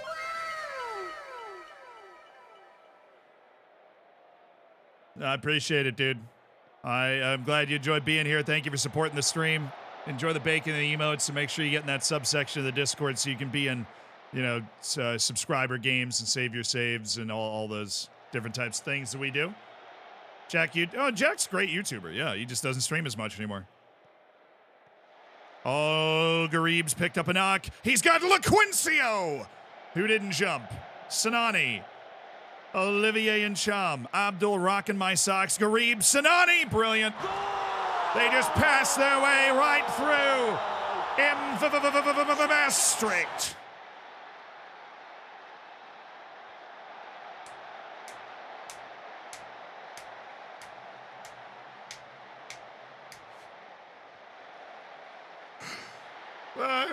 Like Mombot, I'm like, yeah, now I have 4 children. Mombot's like, what? ¿Por qué? Or just, I suppose that would just be, ¿qué? What? Now, there was a funny moment on, on Instagram where I posted a picture. So I have a lot of cousins, right? And some of them are quite young. So I posted a picture like playing with the cousins, like playing tag or something, or they like hit me with pillows or whatever. And I had like a funny caption, like, you know, we pushed through, like, you know, some sort of, like I was doing some sort of really intense training. Nice. Thank you for the 6 months. And somebody commented like, oh, that's so nice. You're really sweet with your kids. And I was like,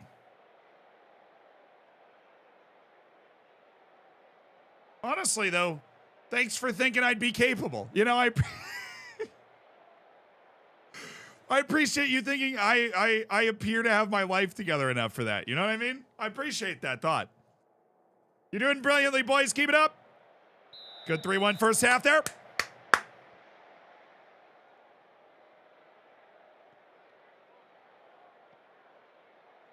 I appreciate that you think I have children. That means the world. You have no idea. Means you look really old. Hey, that's a good thing. I only look old if I grow the beard out. You know? I mean, I feel like I look my age now, kind of. Yeah, Garib has a knock. That's fine. We got a winter break coming up after this. But you know what we could do, now that you've kind of bumped that email, is score this goal real quick. Okay, never mind.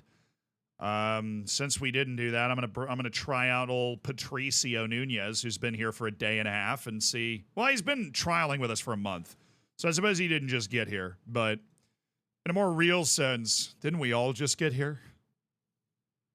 Whoa, that was deep.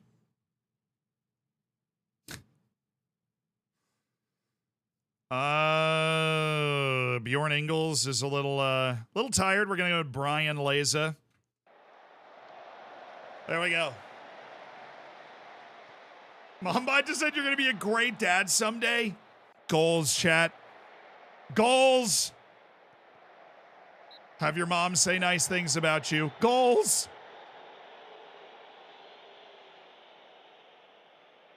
Thanks, Mom. So deep, much wow. Couldn't have said it better myself. That almost brought a tear to my eye. That level of philosophy and wordplay. Boo, Sinani!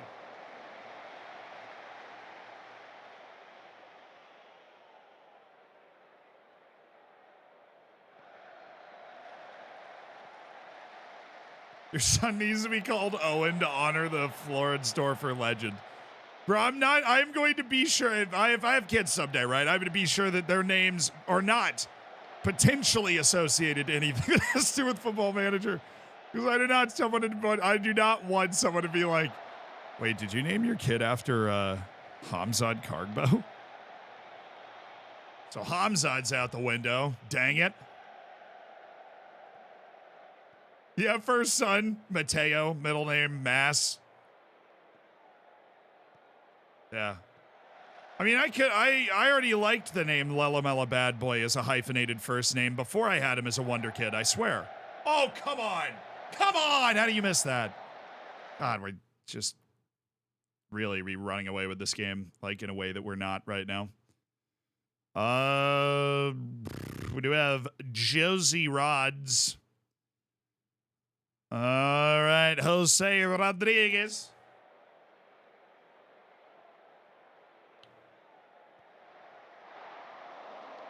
Bonga Kool-Aid. Oh, yeah, Bonga Kool-Aid, Shannon rolls right off the tongue, dude.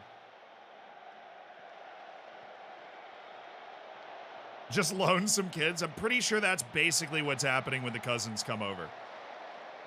Or my aunts and uncles that have really young cousins come over, they just loan the kids to, like, me and my brothers for the day, and they go hang out by the pool, you know? God's power loans Shannon. That's going to be a tough sell to the significant other. But I think, look, with my negotiating prowess, I think we can push that one through. All right. We'll include a non-promotion release clause. If we don't do one international trip a year, there isn't $0 release clause. Nice, Laza.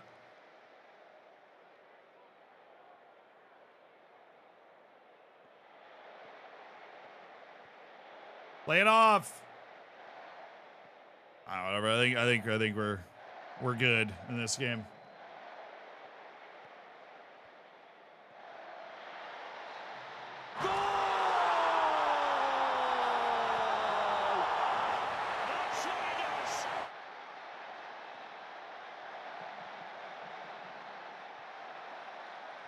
It's Polivier Pincham striking again with a brace for the Cameroonian number 10 for NAC Breda, and they will be firing their way into the winter break here in the Netherlands with a fabulous result against Maastricht.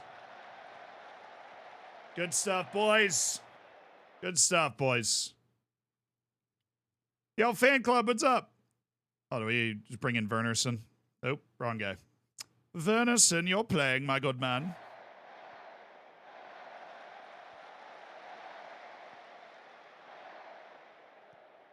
It's not a prenup, it's a marriage release clause.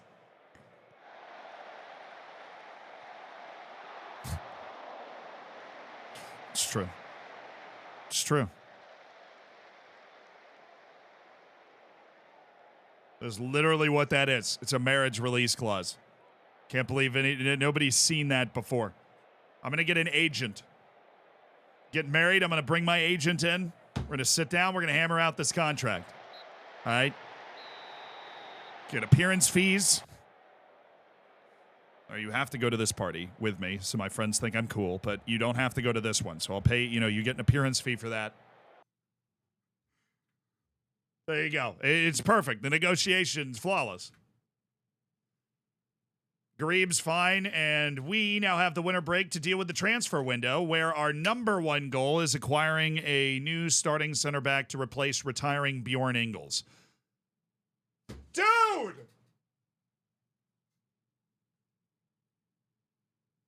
How am I only playing Eredivisie teams in this cup? First round, Sparta Rotterdam. Second round, Zwolle. Third round, Heerenveen. All Eredivisie teams. There's a non-league team still here. There's three other teams from the second division still here. We haven't drawn any of them. We're just playing teams exclusively in the Eredivisie. They're seventh in the Eredivisie. All right. Goodness gracious. Heerenveen. All right. Thank you. I'm going to need that.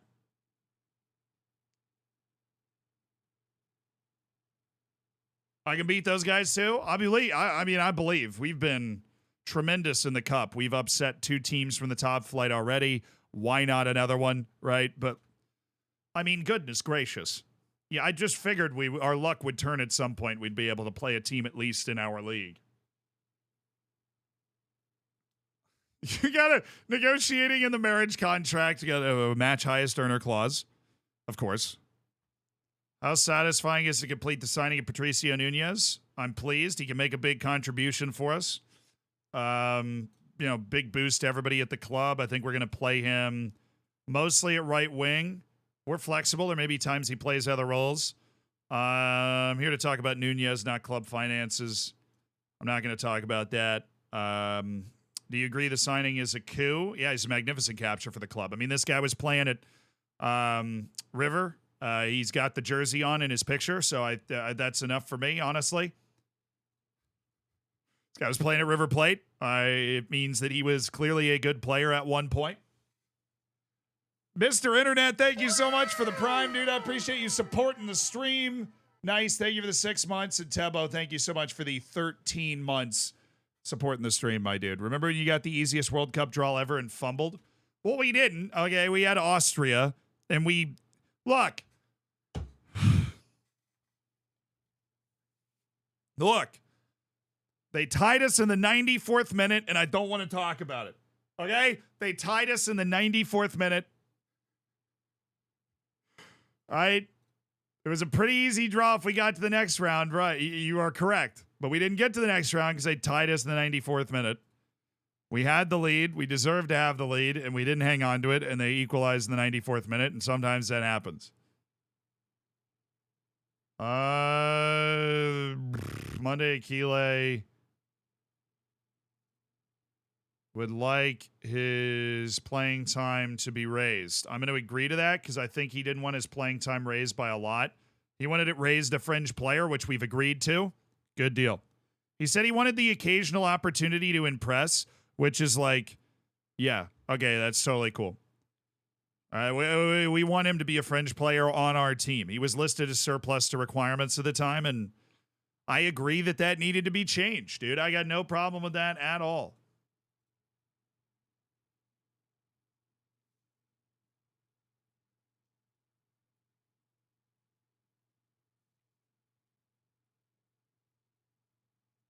Austria tied him in the 94th minute doing something he should have known they'd do, chuck the ball to their big guys. Yeah, well.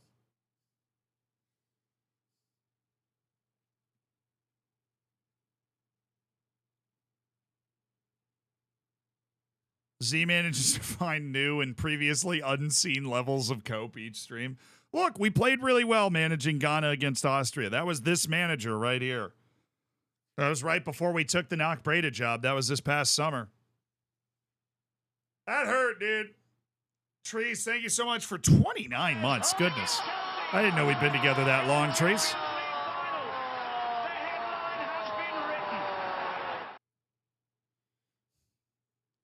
I didn't know we'd been together that long, Trees. That's pretty wild.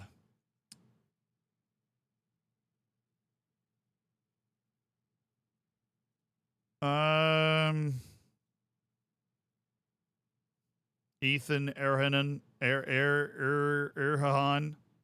Ethan Erhahan. That Why? Why are you the way that you are? I can't do it.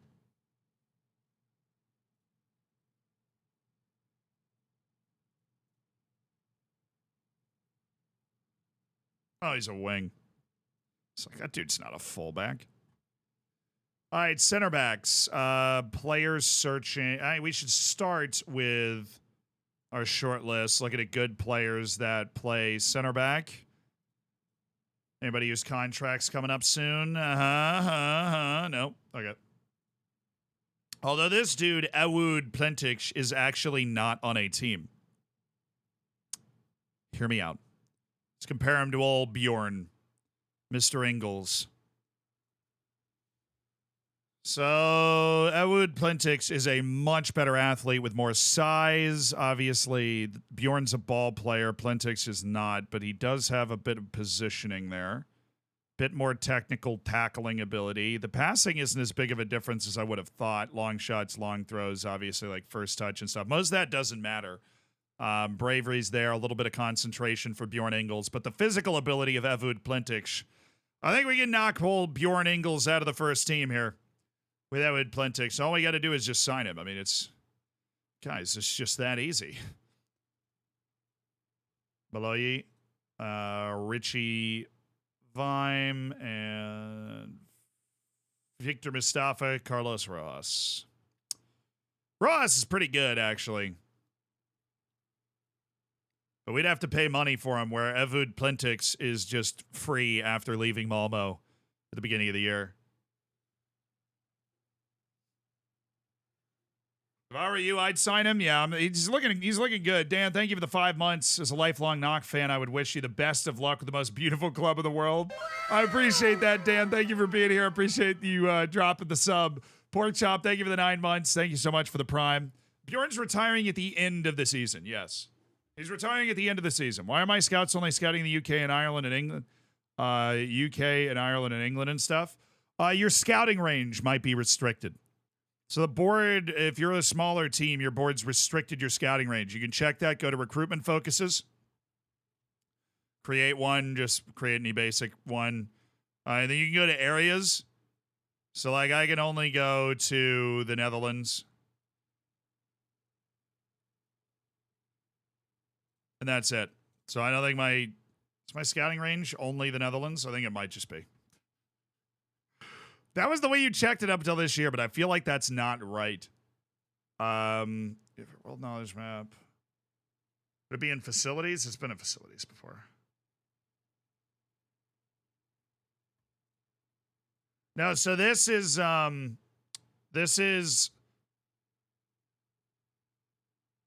my God, it is in that now. Holy Toledo, dude. Whoosh. It's totally in that now. You learn something new every day. Want to up our range to Europe then. This used to be the scouting package. It would provide you like basic players, but now it determines how far a scouting team can look for players, results in more players being available to view and everything else. That is freaking nuts. All right, so let me go to, hold on. Now that we've expanded our scouting reach so that we have an awareness of more players and we paid for reports on more players. Listed for loan. No, I'm just looking for center backs that are free. You got any of those? You got any of the good stuff? Oh, yeah, you do. You've got Emmanuel Dennis. This dude's cracked. He's also not a center back because this thing isn't working that well. But I'll tell you what. Why Bruno Martins Indy? Oh, he's so unathletic. Okay. I was like, this guy's amazing. He's playing non-league. All right, give me somebody one senior appearance, all right? Yo, chat, put on your seatbelt. It's time to scout. It's unticked. You're right. But now I want it to be unticked because now I'm seeing all these guys like Emmanuel Dennis that are hanging out here. James Balagazi. Broken halos. Thank you. Rezabacha. I don't like Rezabacha. Stefan Mitrovic. He might not be able to move, but if he's able to get his hands on you, it's over.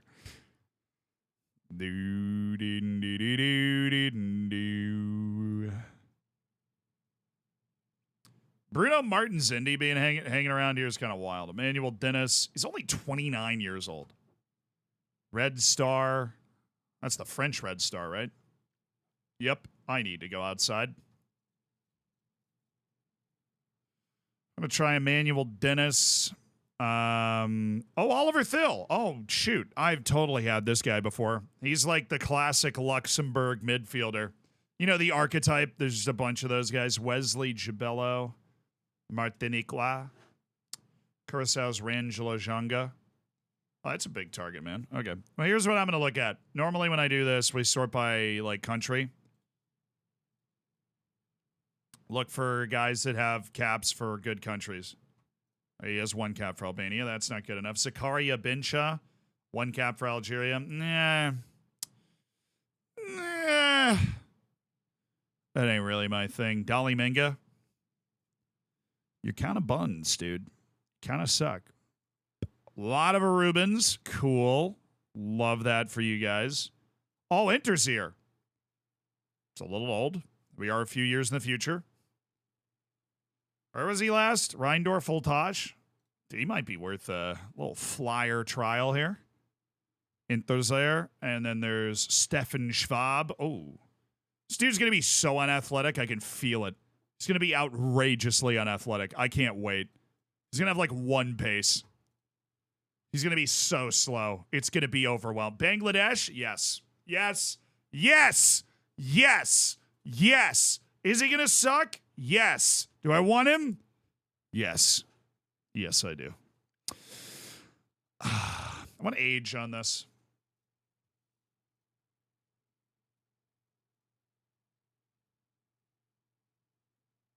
It is on it. I'm just a fool. Okay. It's like, where is it? Oh, it's already on the right. 24-year-old Gauthier Ntingue. Ooh, on ainsi, s'il vous plaît. Parlez-vous football? Bhutan? Hell yeah, dude. Shinsho. This dude's going to be a legend for my reserves. Bolivia, right. Henry Vaca. I was looking at Henry Vaca earlier. We like Henry Vaca. This dude's was on a short list, I think, for me for a little while. It's the work rate. It's the lack of work rate. I get hives when I see that. Greg, thank you for the 6 months. We so back. Baseball Dreamland, thank you for the 14 months. Thrilled to see the Master in action. Gotta live up to that billing now. All right.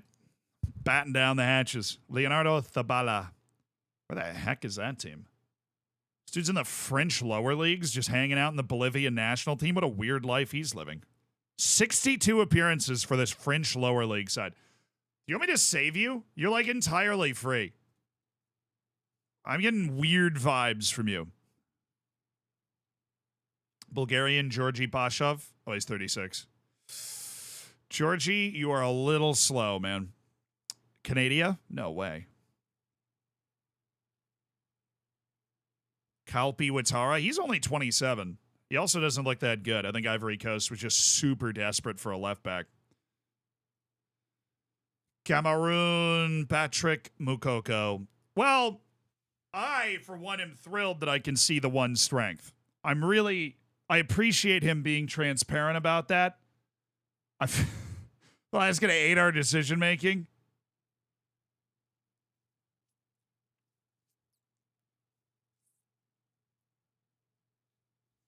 No, I know. Every African cap could be in the fake AFCON where they're playing. You have to, the African Championship of Nations.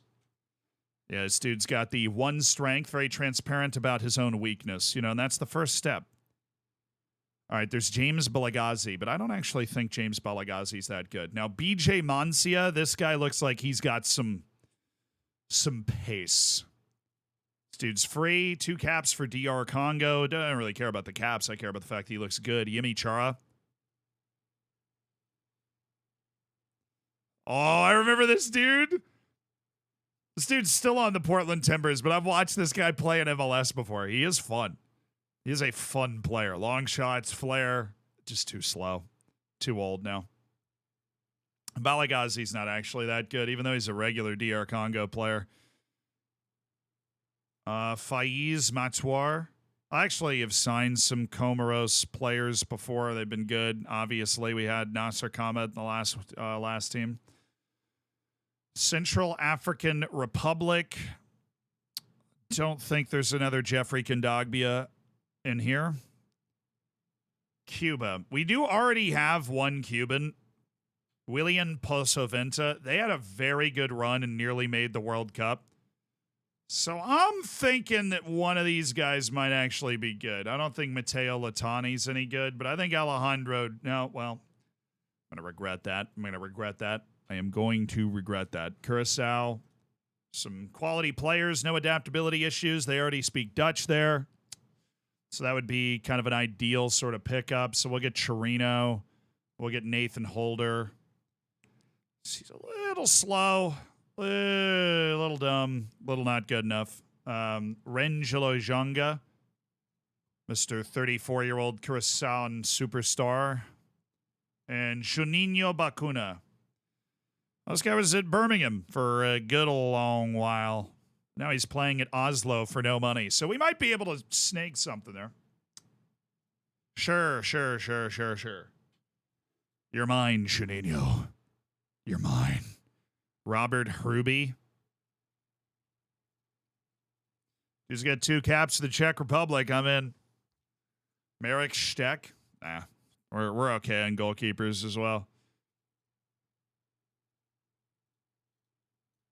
These guys have caps for Denmark? Is it all one? Probably all one, They're like, I'm just not that into it. Where's Denmark? There must have been something weird that happened where they called up other guys. I think I remember running into that before. Anas Farah from Djibouti. Dominican Republic, I don't think so. Ecuador, we're talking. Gustavo Valencia. Oh my goodness, he's a center back. He's a physical freak. Well, he has decent jumping reach and insane pace at center back. You have my attention, Gustavo Valencia. You have my attention. Luis Mesegor, dude, just straight up 20 determination. Actually, just running through brick walls, eating nails for breakfast. Maniac. Aitor Lora, 30-year-old striker from Equatorial Guinea. I was always partial towards the Equatorial Guinea. Christian Molina, okay. All the pro players refused to play for the national team or something? Okay, so they got like Denmark caps for... That makes sense.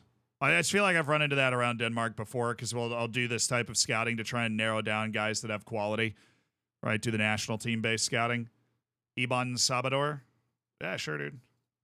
Equatorial Guinea's national team is not atrocious. There are players on that team that could help us win, for sure. Eritrea, on the other hand, that's not true. Frank Levac? Yeah, I just don't think... I mean, this guy was playing at UC Dublin, and they did not bring him back. So, I'm thinking no. Andreas Vaher?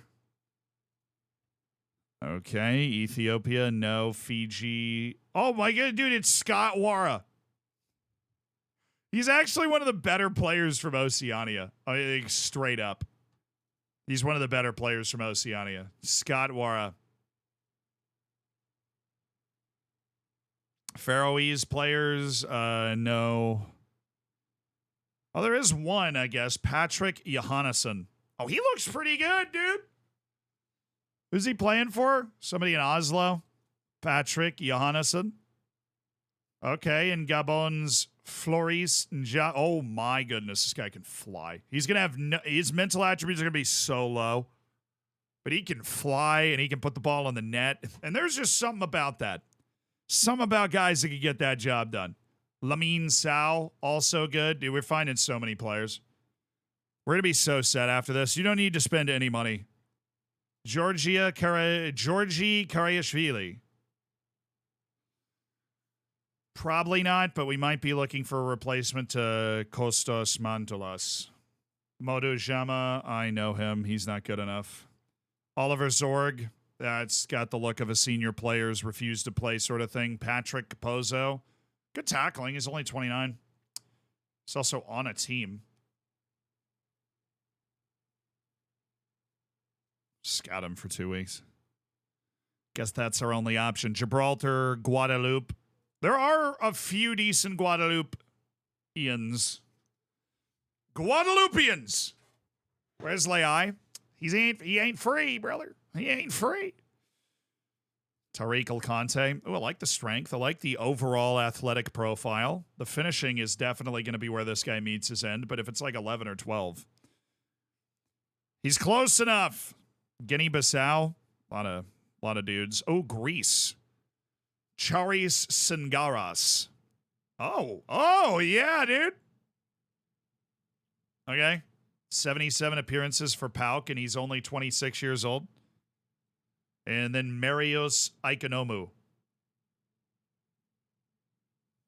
He's going to have no pace whatsoever, but we don't know that for sure, so we can look at him. He's going to have zero pace. How much pace does he have? Zero. Solomon Essie, we can look where he is. Jivix, thank you for the prime. I appreciate you supporting the stream, my dude. You enjoying our scouting? I'm enjoying our scouting. We'll Google Solomon Essie after this. There's a 0% chance I remember that, but we'll try. Liam Gordon. Decisions 2-9 is where that dream died. The Martin Experience. I am worried, though. He doesn't have a lot of experience.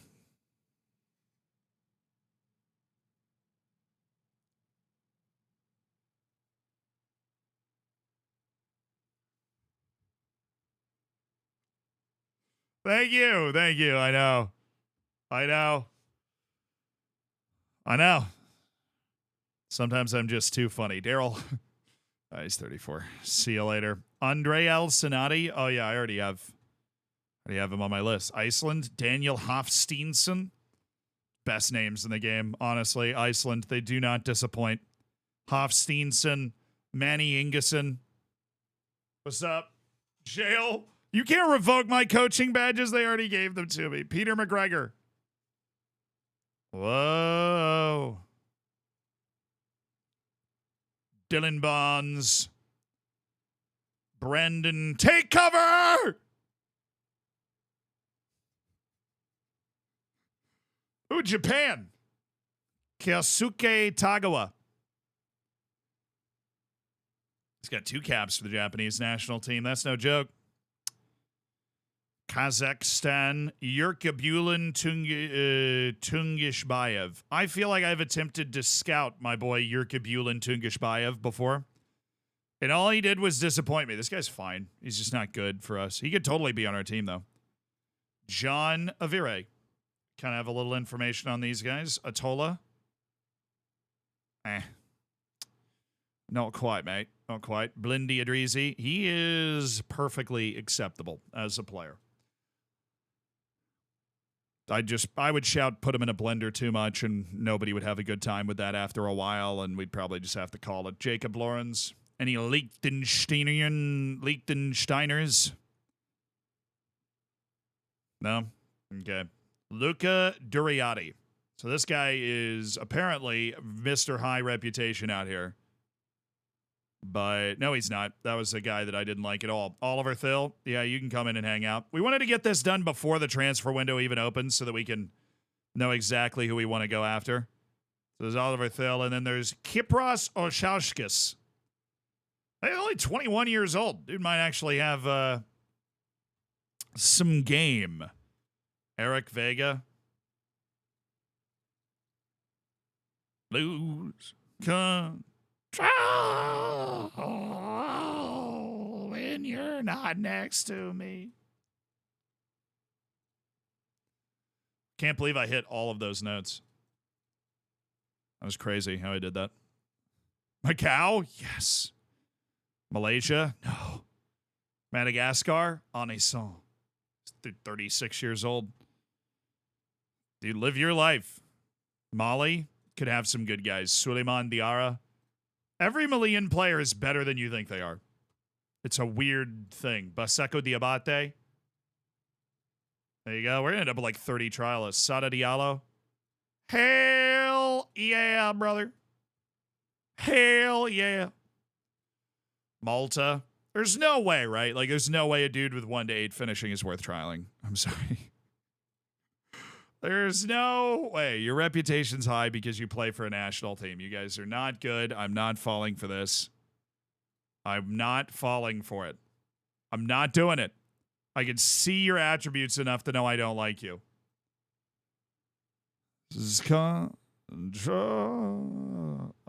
yeah. Ali Abid. Non-EU wage requirement? Yeah, it's not that bad. We're really just trying to find out if guys are good or not. That's what we're doing right now. We're trying to find out if guys are good or not. Laubini, 1 to 6 pace. I was like, oh, this guy looks pretty good. Oh, no, he isn't. It's the same guy. You clicked on the same guy. Aprocius Petrus. Matthias Belly Mulkskred. Okay.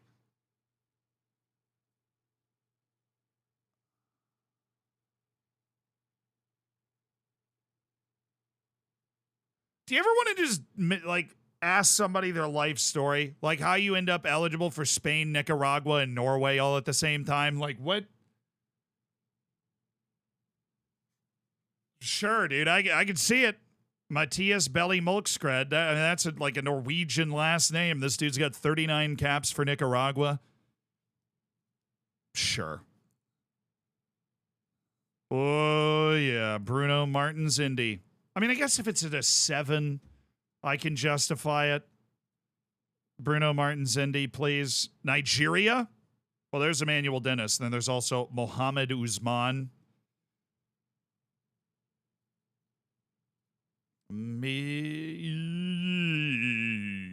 Tony Schmanga, manga. Got him. Line it up. Stanley Amusier. No, he's not good enough. Niger. Dior. Dude, he is so bad. He is so bad. Panama. Oop. Could be some good players from Panama. Yosiel Nunez. Probably not. But we're not 100. We're 95% sure. Eduardo Guerrero. He's playing for Zorya Luhansk. Alfredo Stevens. Oh, you're just out of a contract at Legat Hayal. But you're like on a team. Let's see if we can try. He's out of a contract. Maybe they'll let him trial. Maybe they would not want to let him trial because of that. Mohamed Youssef. Dier. Oh my, he's good. Well, he's not though. He's old. There's no way he's actually good.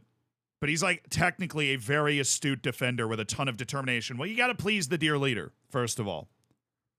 North Korean trial, which is literally against United Nations law, but you know what? We'll give it a shot. Antonetti, all of a sudden there's a Puerto Rican that's out here and got some game. I see you. South Africa, we've got Reza Butcha, but if there was a South African worth knowing, I'd know about him. So Senegal's got all these guys, but they're all definitely from the Senegalese league when they've got to play at the African Championship of Nations, so we can roll right through them. Tyrese Shade's got a cool name, so we got to at least look at him. Sierra Leone, American Samoa, literally don't even know. Saint Martin, they're not even in FIFA, they're just in CONCACAF. San Marino, Tomasini. Somalia. Oh, we got the Serbian guy, Stefan Mitrovic. Same as the other old Dutch guy. If he's at 7, then maybe we can swing it. Nikola Stankovic. Do the stonky leg. No, I shouldn't have said that. I shouldn't have said that. No, I shouldn't have said that. That was my bad. UN rulings or suggestions praise the Dier leader. Amen. That's our philosophy, trialing North Korean wonder kids. I'm a South African worth knowing, but Durkee, you're part of the Hammers. I know you.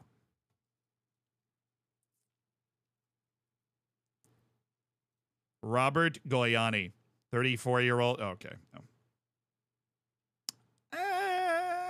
Yeah, actually. Give it a flyer, Robert. Mohamed Hedji, dual-sided winger from Syria. Okay. Tahiti, no. Tajikistan and Turkmenistan. Nice jumping reach, Mehraban Karamov. Mirza Beknazarov. Shout out. My boy Mirza Beknazarov. Oh, hello. Etienne Amanido. Didn't mean to do that. Okay, clicked on the wrong thing, which is going to lock his wage if we attempt to negotiate. That dude was playing at Göteborg. Hakeem Traore looks like he's got good Holy Trinity. Good movement, but I am not doing it because he has 1-7 balance, and that scares me. And I get scared easily. Malik Bayou. Well, he's angry. Very angry man. Exceedingly angry individual. Sefa Yilmaz is retiring. More power to him. UAE, they've got a few decent dudes. Saeed Juma is not one of them. Khalid Al-Hamshi. Could be. He has some tools. He also has some things that are bad. And Yahya Nader. Gotta do. Oh, Richie Ledesma's free. That dude played in the Netherlands, too. It's probably why we know who he is. Or, like, where we know who he is in this save. Alex Kakuba. Oh, there's no way a 35-year-old left back with 3 Uganda caps is worth scouting. I'm sorry. I'm just going to use my brain on that one. Andre Wynn. For Macwell. I'm going to do one Vietnamese player. Yemen, Zambia. Can have guys. Golden Mafuenta. He's strong. Tackles super hard. We might have more than 30 trials queued up here. We may, but we also just went through the whole list. Who we got? Okay, few were rejected. So we're going to hit a 2-week scout on you, on Vega, on old Peter McGregor, on Suleiman Diarra, on Bruno Martins-Indy, on Kypris Osauskis, on Mohamed Usman, and Golden Mafuenta, and on Alfredo Stevens. We're going to really overwork our scouting department just for a second.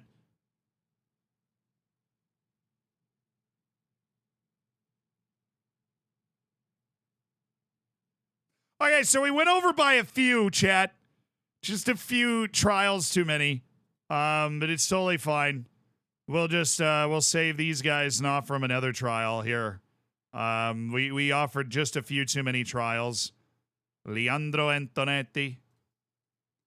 I think we can literally just do it this way. I think the game will let us. We'll see.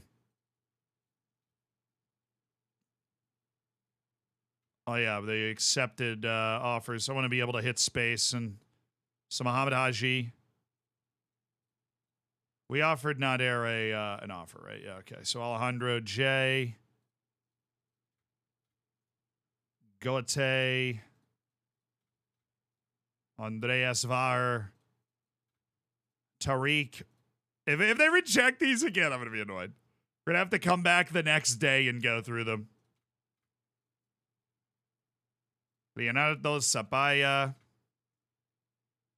Nestor Senra, Martin Experience.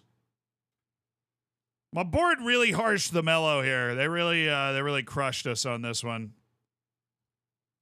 All I'm trying to do is invite 60 guys to come try out for the team. Like when we have a winter break. What's the point of the winter break if we're not inviting literally 60 dudes at one time? Oh, Emmanuel Dennis was one of the ones that got canceled. Well, we can't have that. Oh, you're one of the center backs that I thought actually had a chance to play for our team. Christian Molina, what's up, dude? How you doing? Ali Abid, what's up, dude? How you doing? How you doing? Zagor, thank you for the 11 months. Bodie, thank you so much for the sub. I appreciate you. Jamie, thank you for the prime. Thank you for supporting the stream. A little too much? I mean, that is a little by some definitions. Oh, more were canceled? Oh, dear God. Why?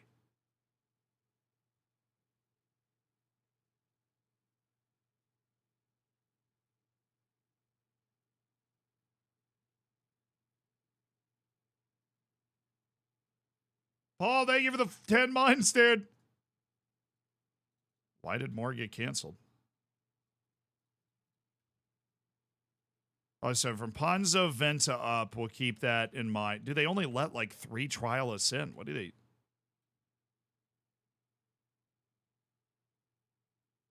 The hell? What is happening?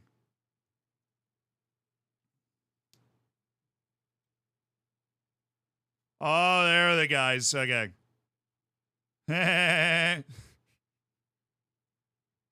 Stokovich sucks.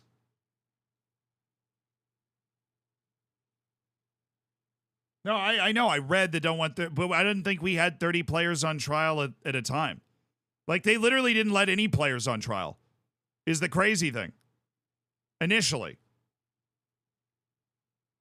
But okay, so that is, chat, that's the built-in part of the game. They don't want more than 30 players on trial at the same time. That's every staff ever.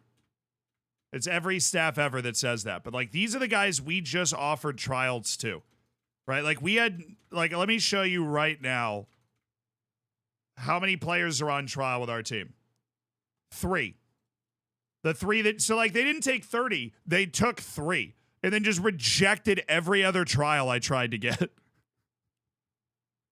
Why? That's so mean. So these guys we're going to offer, we offered a trial to. Now we're going to offer a trial to. They only took 3 guys on trial. Because the guys we just did Like the guys we just went through and did this on, you remember? The guys we just went through and did this on are the guys that just accepted the trial. So we're about to have those guys in. And you can, even though you just can't offer 30 trials at a time. You can't offer 30 trials at a time, but you absolutely can have. With like Orlando Pirates, we had like 150 guys training at the club. We're on a break. This is all we have to do. I have 2 weeks off. What did you expect from me? Patrick Johannesson. 0's not a number. Yeah, see, they let 3 guys come on trial. I specifically was told that we could have up to 30 at one time. You lying, thieving board. I made you guys so much money last transfer window. I really want to take a look at Richie Ledesma. I think he might be one of the guys that we're really excited about. Most of these guys are probably going to get met at the airport and sent back where they came from, but they're players that we're not 100% sure aren't good enough for us. And we're looking for a new starting striker, which is obviously an important part of this whole process. So we're excited about, a new center back, which would be awesome. Why was Flores and Jave's trial canceled? I remember him being one of the guys I was really excited about. He's got crazy pace. Iban Salvador, Nikola Stankovic, Basu Diabate. Iban Salvador, we are going to wait to see, okay? And now we're going to get a huge report of all the guys that just came in. So Stankovic is over. Diabate is over.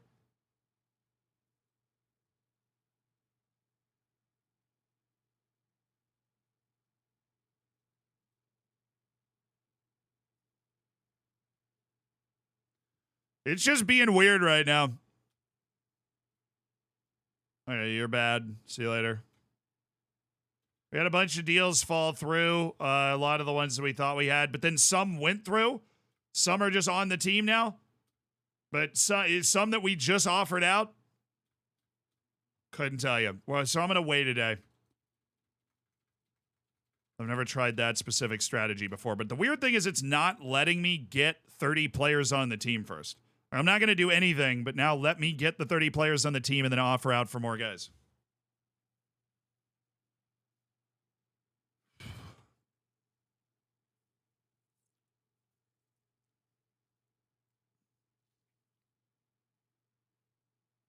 Hey, Z, what's up, Sir Bart's Bank? How you doing? Hopefully well. Where are my peanuts? Snacking on peanuts today.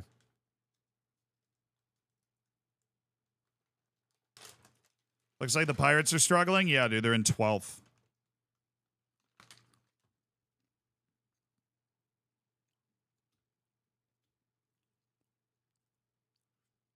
Okay, these went through. Good deal. Iconiax, Davis Iconiax, not good enough. See you later. Kiyosuke Tagawa, I want to see. Come on. I want to see what Kiyosuke Tagawa's got going on.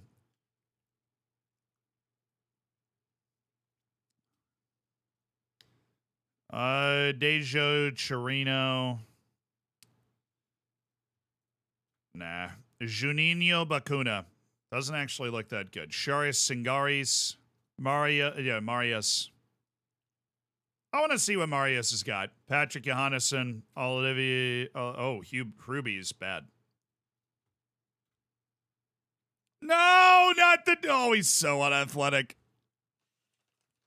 Of like 3 to 9 jumping reach at center back.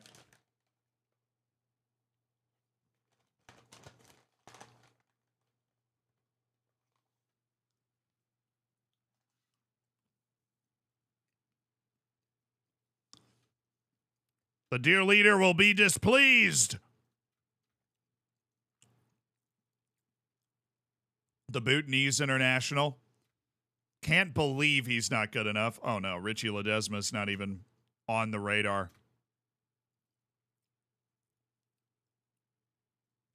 Tony Shimanga, Malek Bayu. Yeah, it doesn't surprise me. Sekou Kamara. I'm going to ride that one out. Sada Diallo, I kind of had a feeling.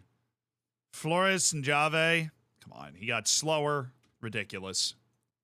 Copy Watara. He's 27. I don't think he's reaching that potential. Sorry to say.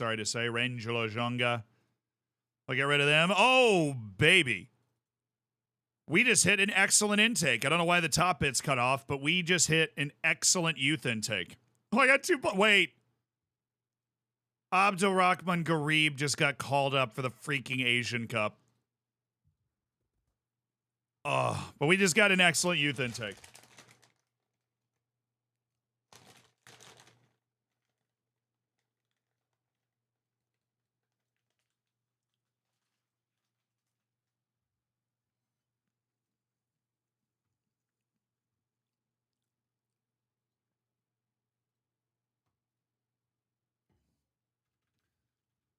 All right, all those guys got the axe, and now you know what we do? Because we're deady to the cause. We go down, and we go to all these deals that fell through, and we offer these guys trials because they will be able to take the trial now. Is football popular in America? Yes. The United States, at 3 of the last 4 World Cups, has been in the knockouts. Not even Germany can say that.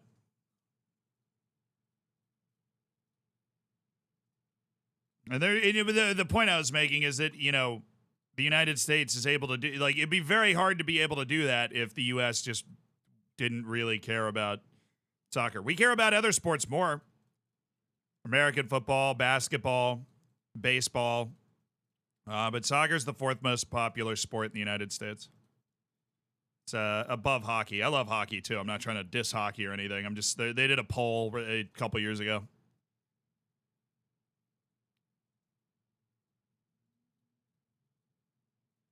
Music sucks? Sorry, dude. What do you like listening to? As long as it's not death metal, I can probably agree that whatever you like listening to is good. We go a lot of different directions with what we listen to on stream. And most likely, it usually sounds like a FIFA playlist of some kind.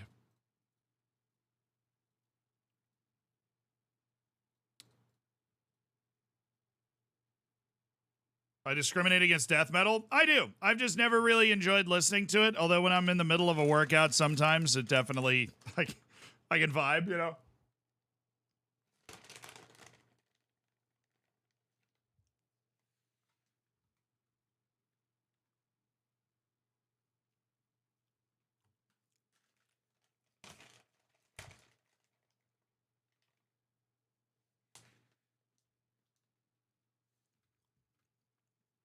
All right, the next wave is here. We're looking for somebody that's actually like a star. I think Emmanuel Dennis probably has the best chance to be an actual star.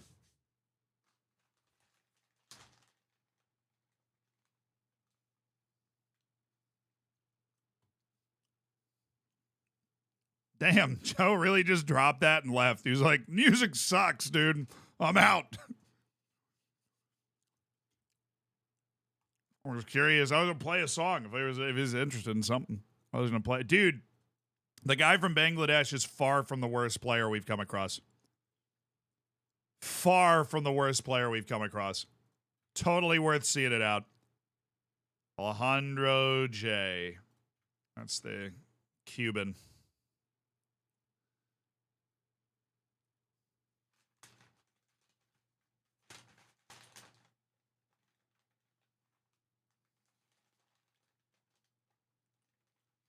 Death metal sucks. I mean, I'm sure some people enjoy it. I'm just not one of those people. That doesn't mean that I'm right.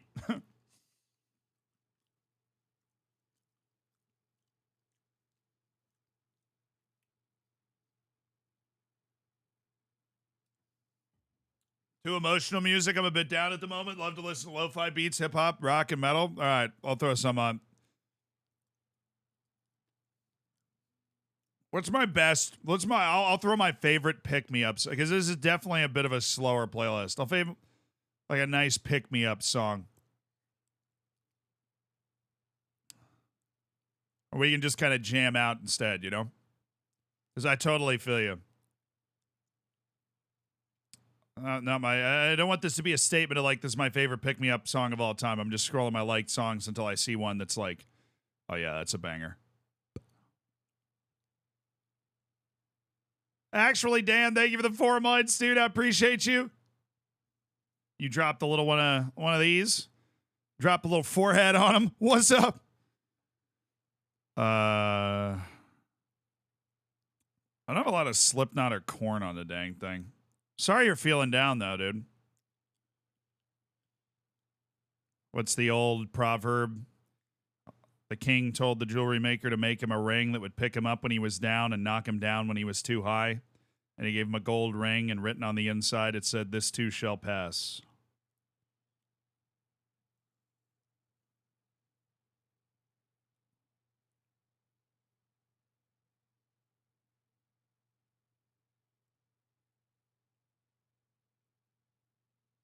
Oh, I love that. This is a banger.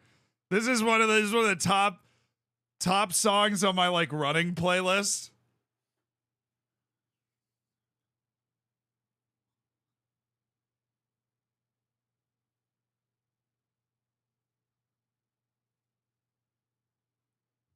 It's the most rock song of all time.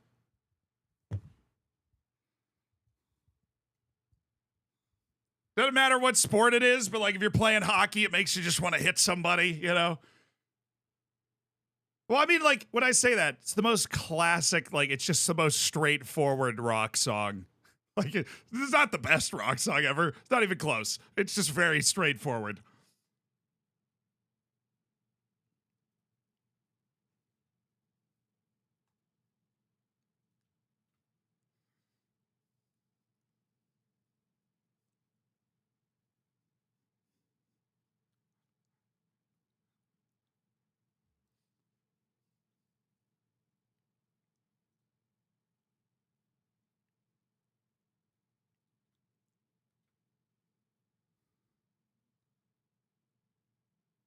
This makes me want to 2-foot someone. Exactly.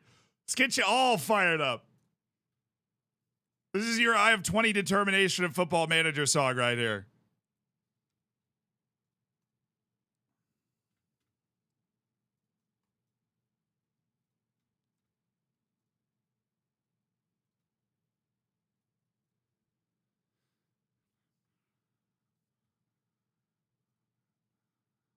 How is this guy not good?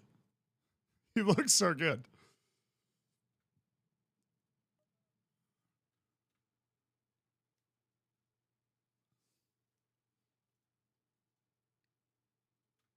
Dude. All right, our trials are set. We got our guys in. They're training with us.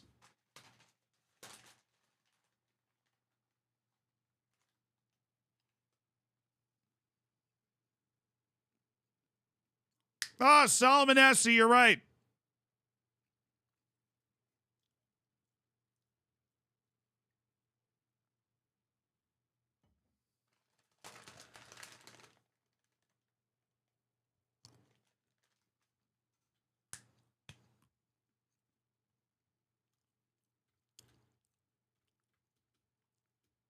The Tony Pulis type song? Hell yeah. Stefan Mitrovic has announced his decision to retire. Dude, he's like, I will play for you for half a season if you want me. If not, I'm gone. When are we next with Carl? Like next week sometime. He has a busy schedule, so it's kind of just whenever he's free, you know?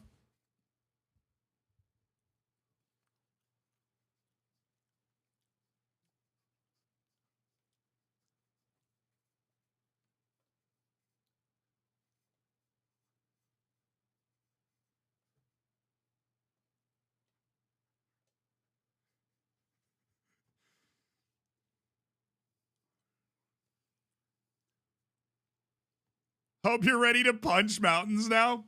Yeah, this song is very much like a run through your brick wall song. All right, we will change up the playlist though for Joe. You know, we got Joe says feeling down today. We're changing up the playlist. We're gonna go to let's go to Champagne Supernova Radio. That'd be better vibes, I think.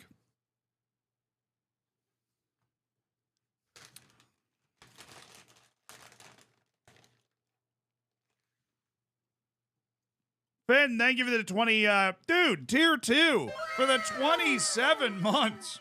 Thank you so much, dude.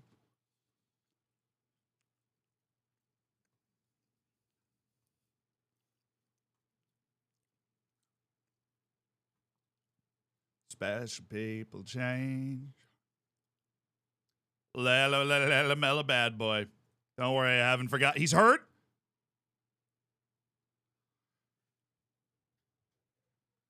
No!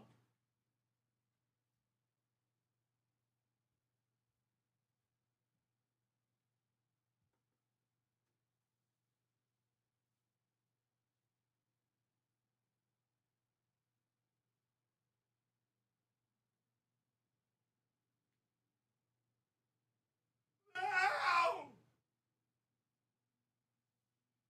He blew out his Achilles. Ugh.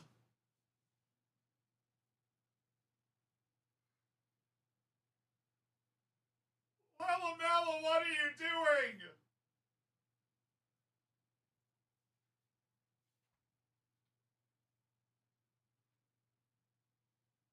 I will happily donate my Achilles to him.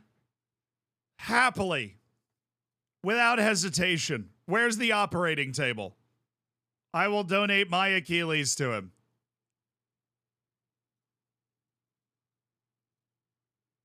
I think we're just going to want Elwood Plentix. I think we're just immediately going to want Elwood Plentix.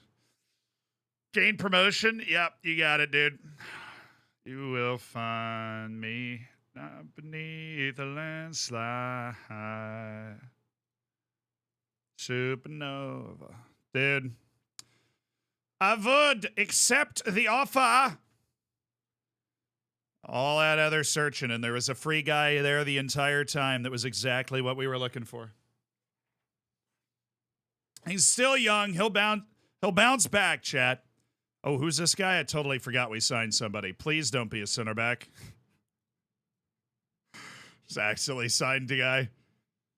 Oops, sorry. Yeah, Joe already said he's feeling better.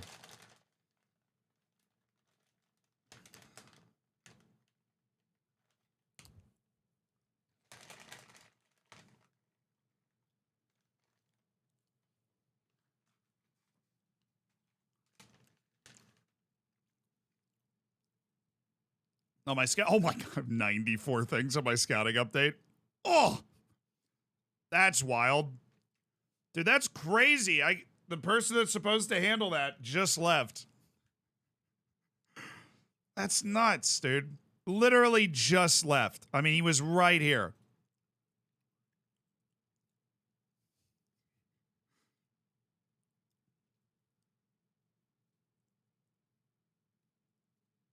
Faiz Abrahams. No. Oh, it's a ton of... Yildiz is on our report because he's an end of contract guy.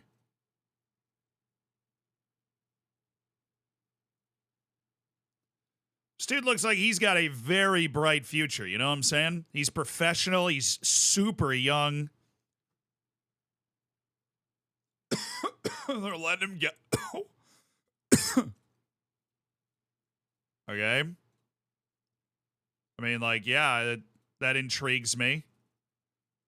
Assuming we're here for another year. I mean, I don't know if we're going to be or not, but I am interested.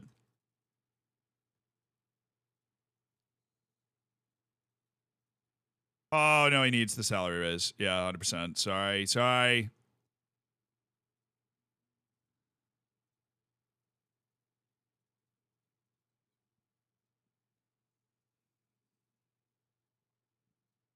There you go. I went 5,000 off the floor, and Bason Karaman's like, yeah, dude, sick.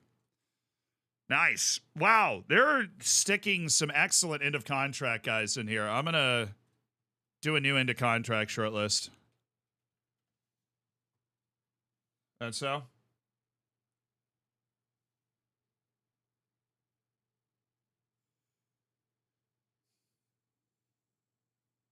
Not all construction work is enjoyable. Enlarging a drilling hole is boring, but fastening pieces of metal together is riveting.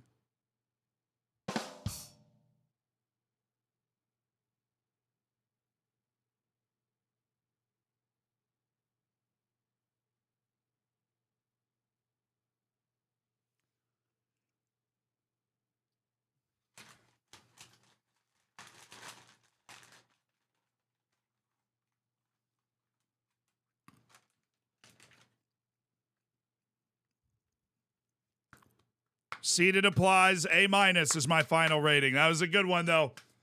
Ninja Panda, thank you for the 44 months. Thanks for being a great mod, dude. I appreciate you. Jordan Wills, thank you for the 4 months. Whoop! All right, I have to continue once, and then the short list will be there. And I don't want to go through this thing without that short list. We were getting high. Oh, yeah. What else happened? I almost sliced the top of my finger off while I was making dinner the other day. Totally forgot to mention that. Oh, they had a natural extension. That sucks. That we caused them to trigger. We were getting high. We were getting high.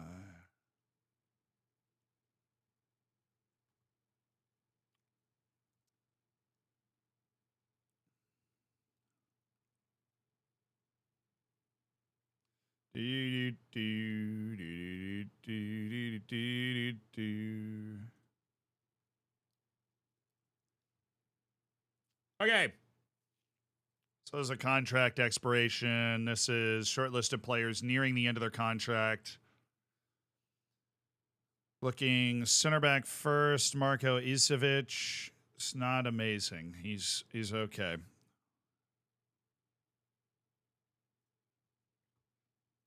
Velshikovic, Yankovic,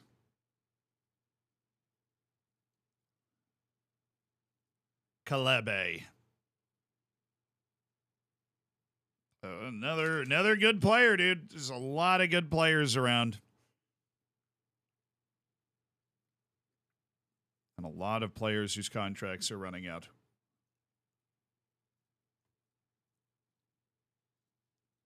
All right, so we advanced once. That means we can't handle this scouting update now. We can't just toss this dude on the end of contract short list.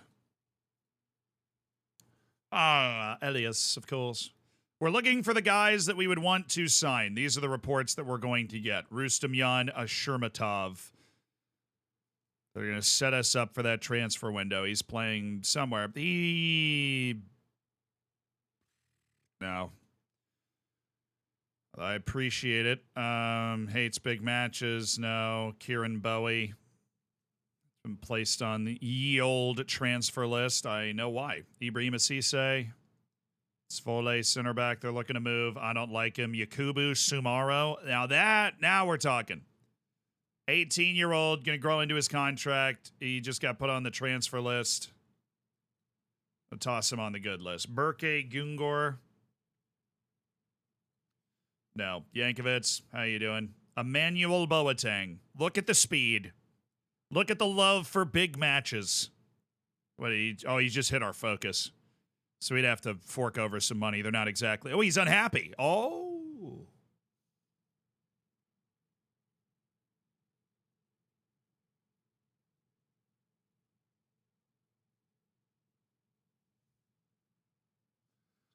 Interesting.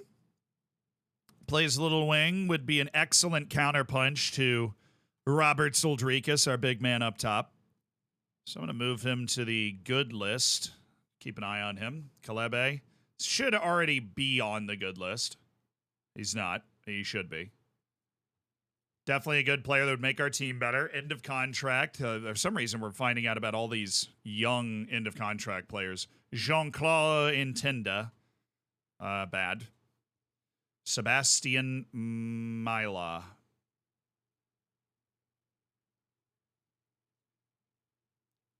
Robin Zabic. Oh, this dude's not on a team. Oh, well, it just so happens we're hosting a giant trialing party. If you'd like to be a part of it, you are more than welcome. All right, Amr Warda, who you're super duper not interested in. Leroy Ben.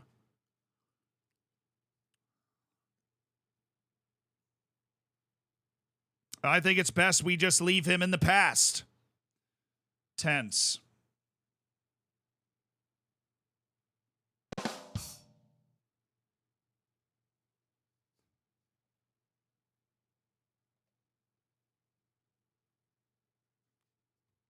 This is bad.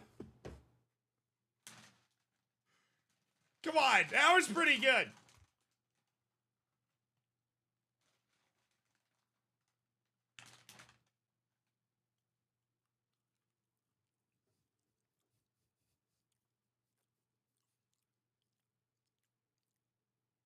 Impo Kupeka.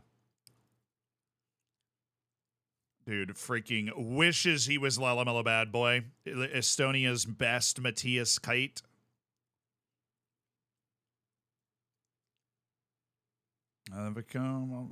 Dylan Duffy, Lincoln City, potential end of contract player, great physical ability, plays a lot of positions, don't give a hoot. Lars Olden Larson. Oh, he's a Camber. Dude, Camber has so many good players. Malcolm Brewers, no. Jorge Muruaga from Cusco. Oh, I was hoping he played center back. Dang it. I loved what he had going on with the passing and the marking and the feel for the defense, but he's more of a ball winner. We've had him in our sights for a little bit. Mies Rijks from Utrecht. Warren Ahura.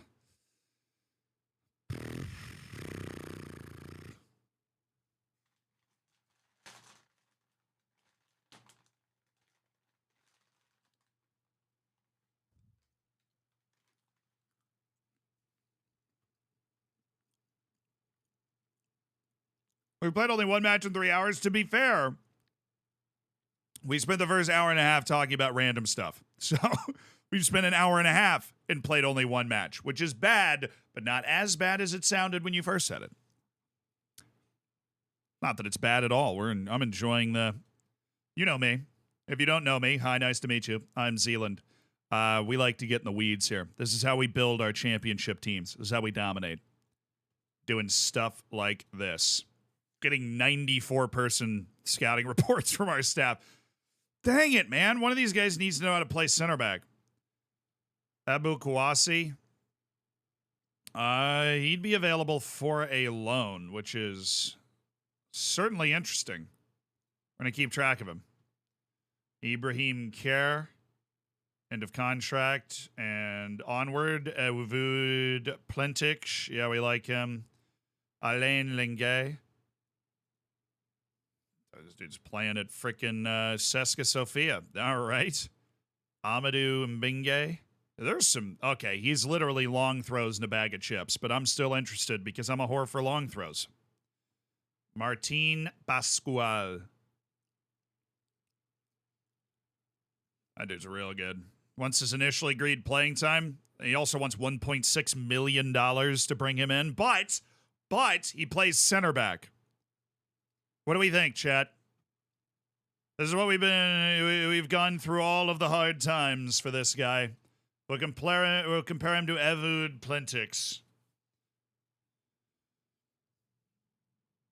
I'll tell you, Evud Plentix kind of kicking his butt, but Martin Pascual is a much better tackler with much cleaner technique.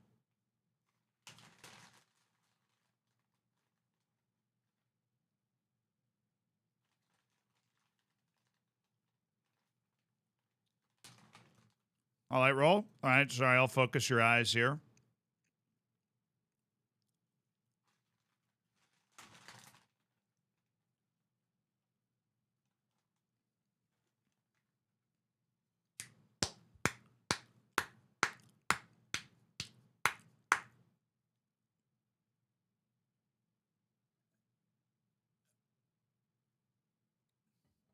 Cons doesn't have as cool a name as Ed Vood. That's true.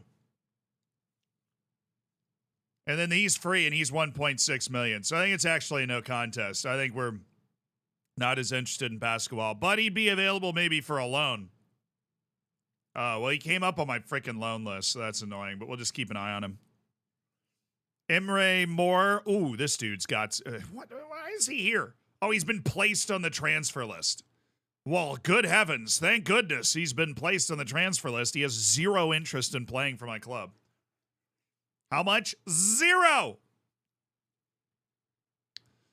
Issouf Makalu.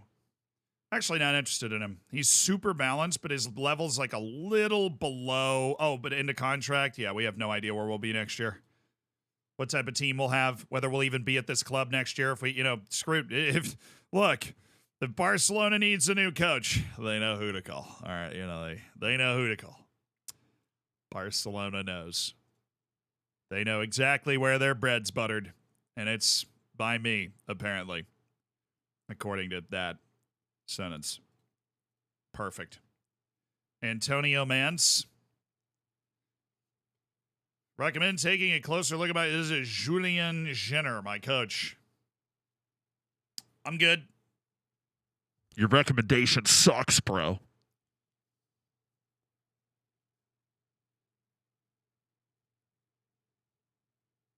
It's nice seeing pro players with one dribbling like me. Very true. His dribbling can't be worse. He just runs with the ball and loses it. That's just the whole process. He walks forward. The ball runs away from him. 19-year-old center back Leo Saka. He might be interested in a loan, and he is very good. Check this one out. Come on. Why do I always have to go to Evwood? Why does he always make me come to him? I will highlight the role for you guys. There we go. Evwood Plentix and Leo Saka.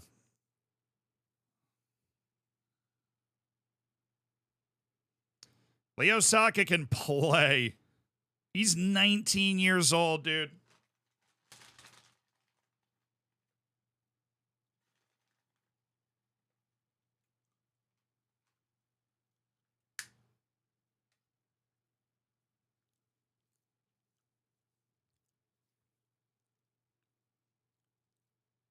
Both? I'm going to try and loan this kid in. Why? He's playing for your second team, Barca. What? My scouts friggin' love him. I loved this guy for some time, Aliou, but he does not want to join me on loan. We tried in the last window, and he said no.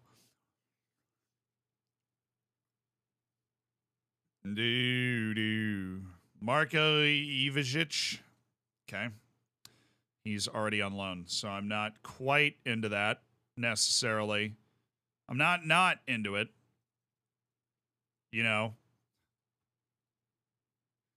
Jenny. He's still not on a team, which is a little weird.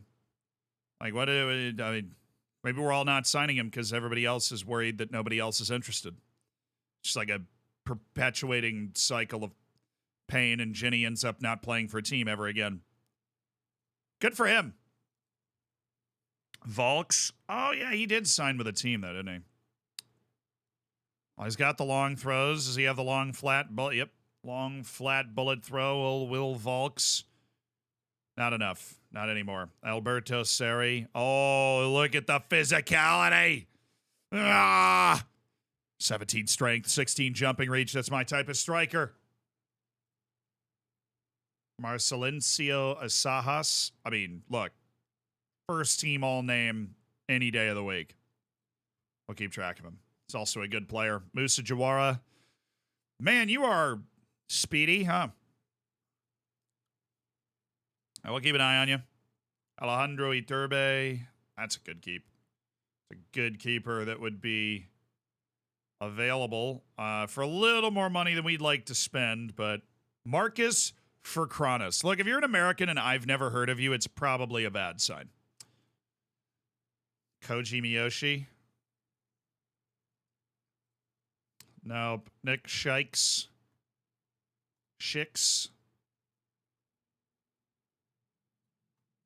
I didn't like big matches. And amongst other issues.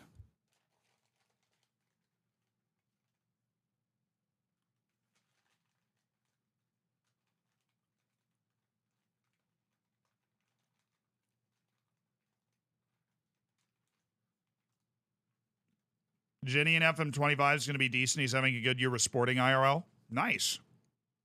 Shout out to him. Jellico, thank you for the 46 months, by the way. That is an absolutely insane amount of months. Thank you for supporting the stream so much. And you said you're only 2 months away from my first quadruple. You'll get one in FM soon. Don't worry. You'll get there.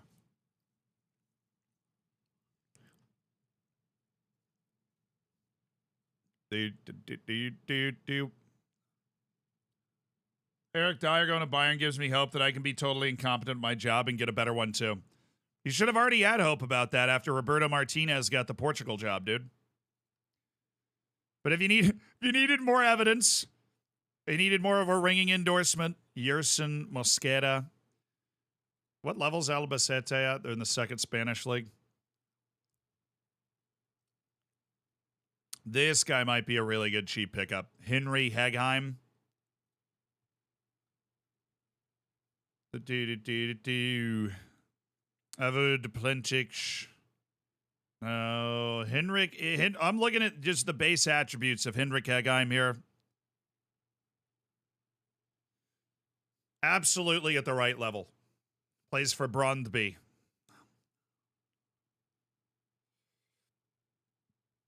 He's got 8 flair. That's what I want for my center back. Good touch. Not one dribbling. You know, a lot of important things there. Slight doesn't like big matches, which makes me a little less bullish on him, but he's still going on to the good list. We're going to keep track of him. Ooh, Leeds United's Javier Bellman is available.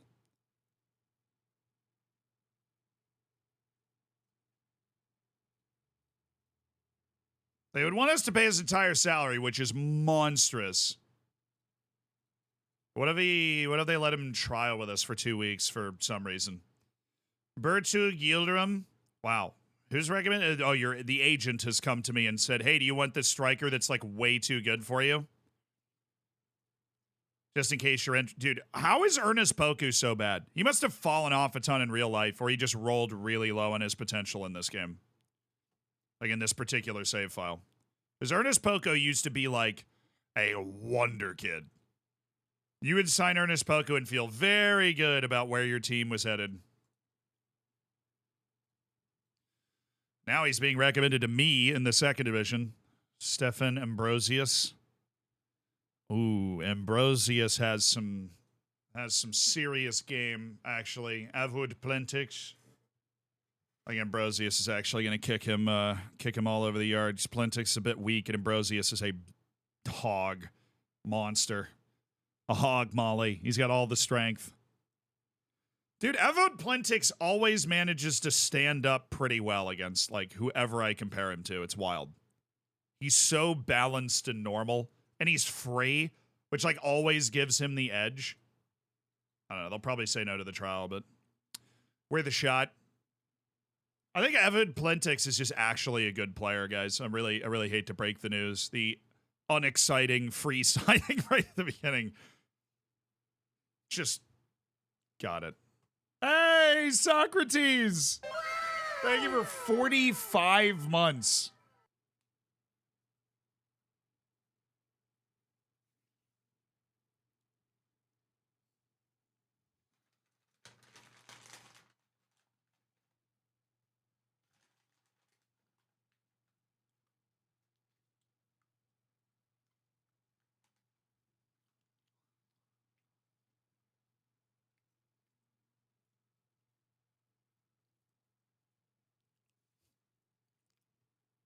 That's a long time, Socrates.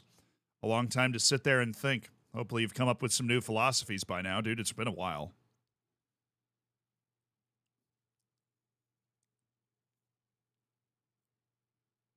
Willie Ogbor? Nah.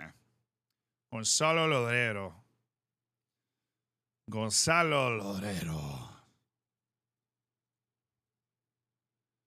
Brian...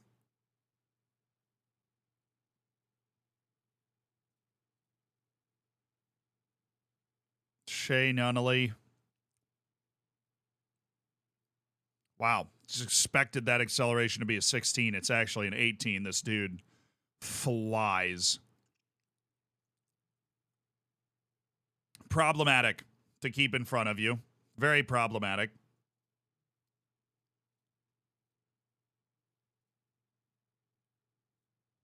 Hey, we did it. 94 people, dude. 94 people.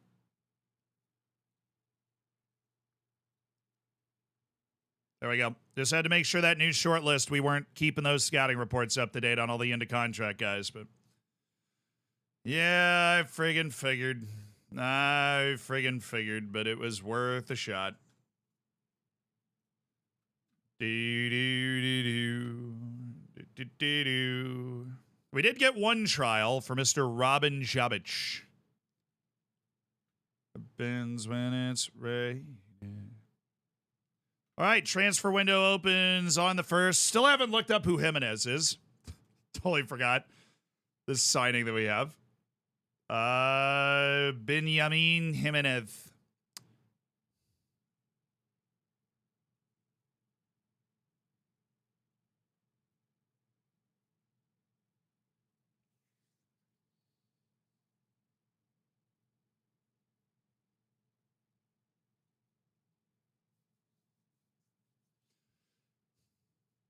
Well, that was a signing that was, there's a reason we don't remember him. That is a signing that was done before I got here. That was a signing that was done before I got here. And they thought they were cheeky, didn't they? That dude sucks. Relative to the team that we have now, he sucks. So he's going to come in and hopefully he doesn't soak up too much wage or anything. Max, thank you so much for the 200 bits. So just want to say I love you, you and your streams. Oh. Hi. What's up, Lyndon? Thank you so much for the tier 2 and the 38 months, brother. I'm not doing the tier 2. You get a couple of anime wows. I really appreciate it, Lyndon. John, thank you for the 4 months. Great stream as ever. Thanks, dude. I appreciate it, John. Thank you for spending $5 of Jeff Bezos' money to support the stream. But Max was saying, just to say I love your streams. They mean so much to me, even though you don't know me. I do know you. I mean, you're a name on a screen, right? I'm not trying to like turn, accidentally parasocial the heck out of this. But Max, you've been around for a while. I'm glad you enjoy hanging out. Glad the vibes are up to scratch for you.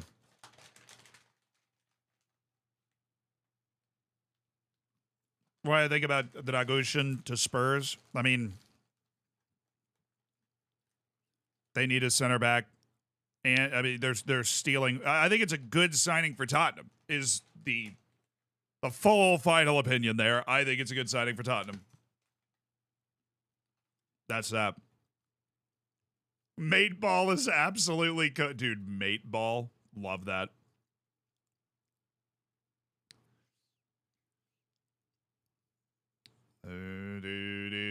Smile like you mean it. See if we can get some money for Kaufman. That dude's just sitting on our team, not doing anything. Friendly against Aachen. We only have one friendly, and then we get back into league matches, so it's kind of very quick. Damn, I'm only a name on a screen. You are. I hate to break it to you. No, we didn't ever look up Lei. That's the last thing I've forgotten, though. Except for my laundry.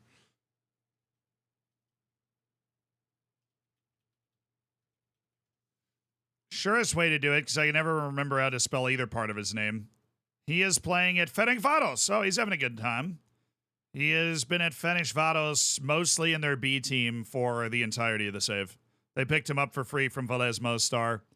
He has been a star turn for the Ferencváros B team in the lower leagues of Hungary, making a grand total of 1, 2, 5, 6 appearances for the Ferencváros first team over the last 4 years. They're really wasting my boy. I'm going to scout him. They're wasting my boy.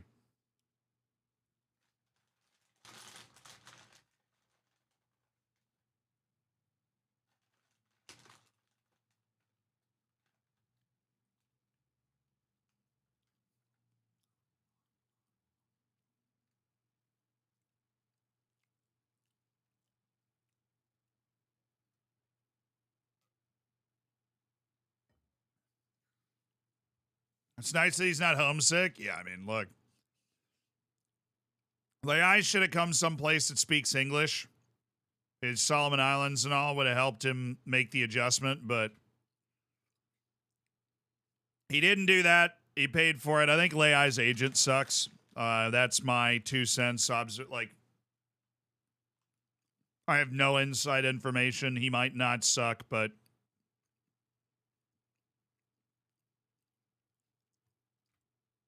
I think Rafael Leai's agent sucks. They sent him to Bosnia and Herzegovina because he probably got the biggest payoff to do so.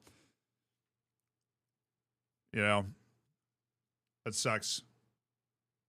And then he went to, Bosnia. Going from Solomon Islands League to the Bosnian League is a pretty bizarre jump.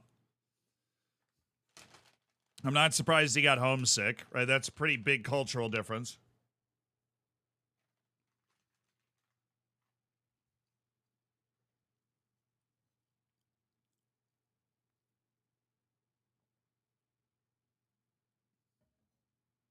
Yeah, I mean, I was thinking, like, if he just goes and plays for a League Two team and just gets in, maybe the concern is that Leai's only like 5'6", but the dude is undeniably gifted. Like, he's really talented. Boca Juniors watched him play at the Indoor Championship in Argentina and tried to sign him a lot when he was like 15. The kid, I just feel really bad for Leai because I think that his career is probably going to be derailed. And we'll never really be able to see what he was actually capable of. Transfer window is open once more, bringing with it speculation. There are areas of the side we're looking to improve. Same as always. Oh, I can raise our expectations and get $300,000 in budget? No, I'm not going to do that. That doesn't see. There's no real return to taking more risk there.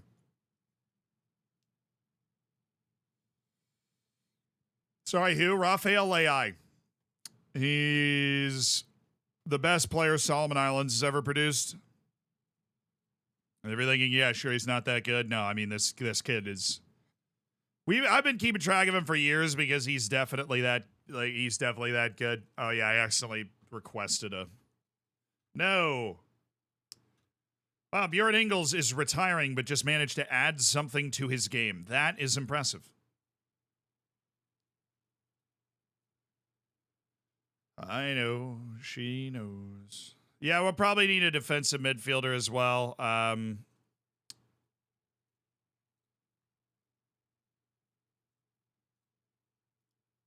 There's, of course, Virtue, Grill, and the normal options. There are also...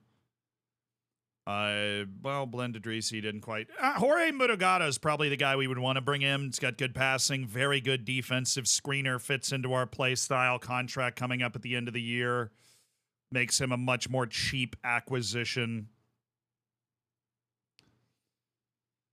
There isn't really a guy out there that we could make a move on that's free right now. I know. We'll take a gander. Take a gander. Valencio Asas. Oh, I actually did like Valencio Asas. So I like the other guy better. He's Murugata. He's also cheaper. Ali Al Asmari. Playing for Al Ain, so the price would be high. Atakan Akainuk. We do need this type of player, but he's certainly too expensive. Mauricio Klaas, not good enough at playing a pass, unfortunately. I think I go with Murugata. Although Jesse Don...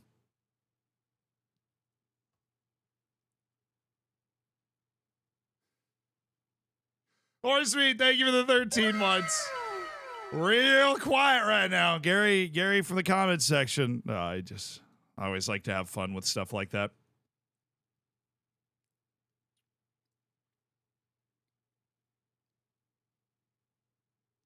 Does Gift Orban set to be a flash in the pan or have a chance to move up? I mean, honestly. Last I heard, he was still doing well, but we can check.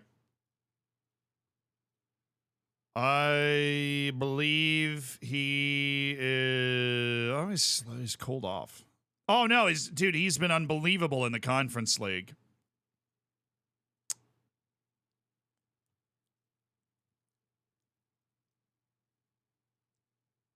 He's just been slow in the actual league. Conference League, he scored 4 goals against Brighton League. He might be... Oh, he got hurt. Oh, he got hurt on the 21st. So... He's slowed down a little bit for sure. Not a regular starter for Ghent right now. Got an ankle injury in September and has only played a full 90 once since then, which is not very gift Orban of them, so he might not be 100%. He has 32 goals in 51 matches for Ghent in his career, which is still good, but this hasn't necessarily been his season.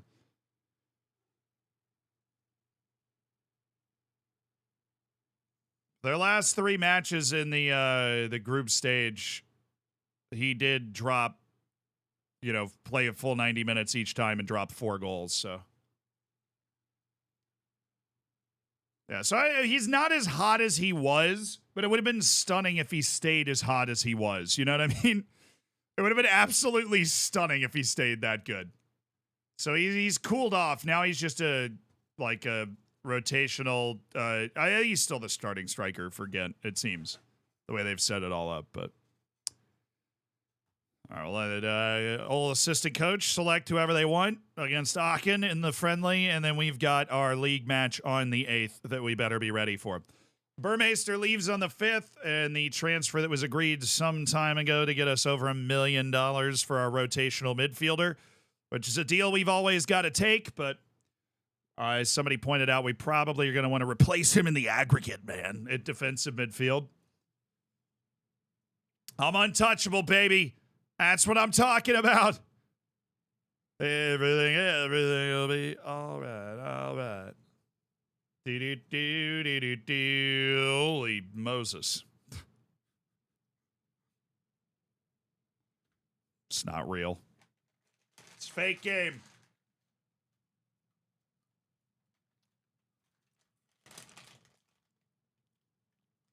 Got it, Ego. Yeah, that match wasn't real. That was friendly. Those don't count. Don't even care.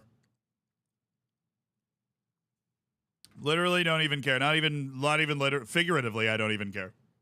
I've never cared less about anything in my life than that result against Aachen. Whatever. Any predictions for Asian and the Asian Cup and AFCON? Chaos. And I love it. We'll be staying up to date on stream with what's happening.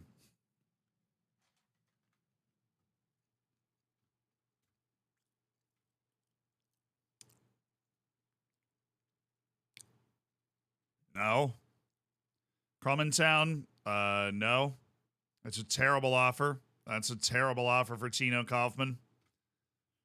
Either respond to me putting him in the transfer room thing or don't respond at all.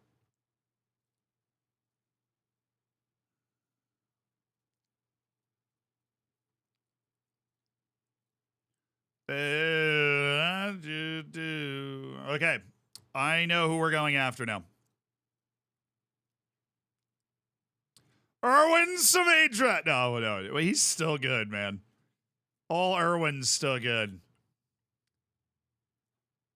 Evening, Z and chat. Spending my birthday playing FM and watching you play FM. Happy birthday to you, Ojo Tape. Shout out January birthdays. You have your birthday in the exact right month. Well done.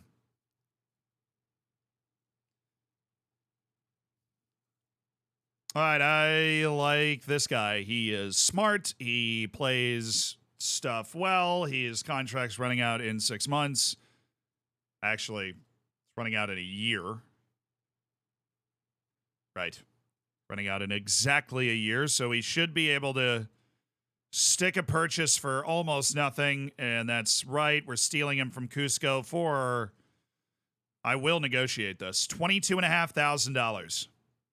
Jorge Muragata. Slightly interested in negotiating terms.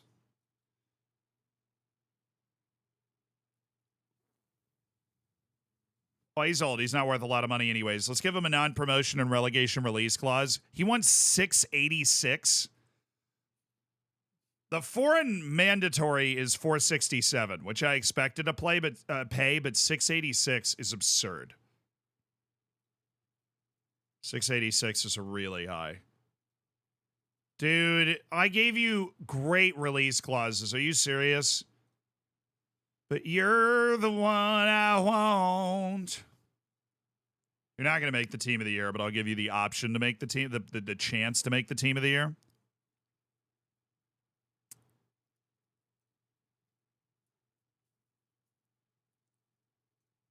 I'll pay you $500,000 with new bonuses, with an international cap bonus of $775 that you're not going to get.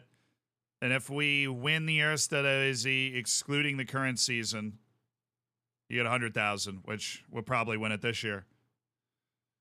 $494. Screw you, dude. I gotcha, Jorge. Man, he really wasn't that interested, huh? We had to throw some money at him. Q0, thank you for the 3 months, dude. I appreciate it. James, thank you so much for the Prime. Thank you, Nico, for the Prime. Spending $10 of Jeff Bezos money right there. That is awesome. Just wanted to get an offer out for our preferred defensive midfielder to replace Zico Burmeister. Ugh. We're good, though. We're good. We're in a good spot. Top of the league. We have a new center back, which we wanted, a replacement for Zico Burmeister that costs us nothing. Oh, it's incredible. Well, I would be incredibly interested in speaking to Groningen, Everett, Lindhorst. I'm surprised Groningen's interested in speaking to you. I wanted to keep Everett Lindhorst, but if I can get like actual money for Everett Lindhorst, then I'm down to have that conversation. How about $1 million? Come on, dude. Play with me. Negotiate. $900,000 for Everett Lindhorst. I have no idea why they want to do that, but I will take that. We will be a very financially healthy club. We'll stash that in the balance and put that stash at the transfer budget. Hell yeah, brother. All good. Life is good. Everett Lindhorst. I don't know. It's not like the best deal. It isn't the best deal because he's not getting paid a lot. Henrik Hegheim. Yeah, I want to do that loan. I like Hegheim, though. Oh, Amari Bell now speaks fluent Dutch just in time to leave, dude. Congratulations. Better start learning Chinese, buddy.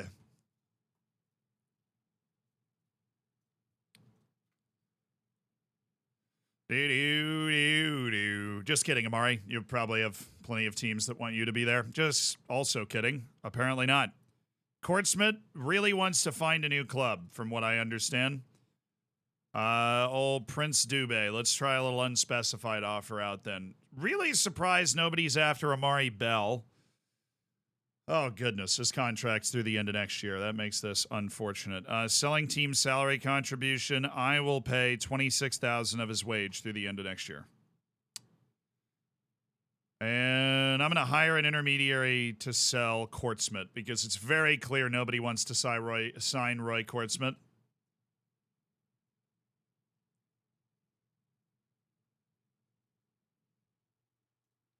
We're going to intermediary Kortsmit. We're going to intermediary Amari Bell. And we are going to not intermediary Prince Dubé. Not yet. Just going to sidestep that question in. I'm not telling you anything. Get out of here.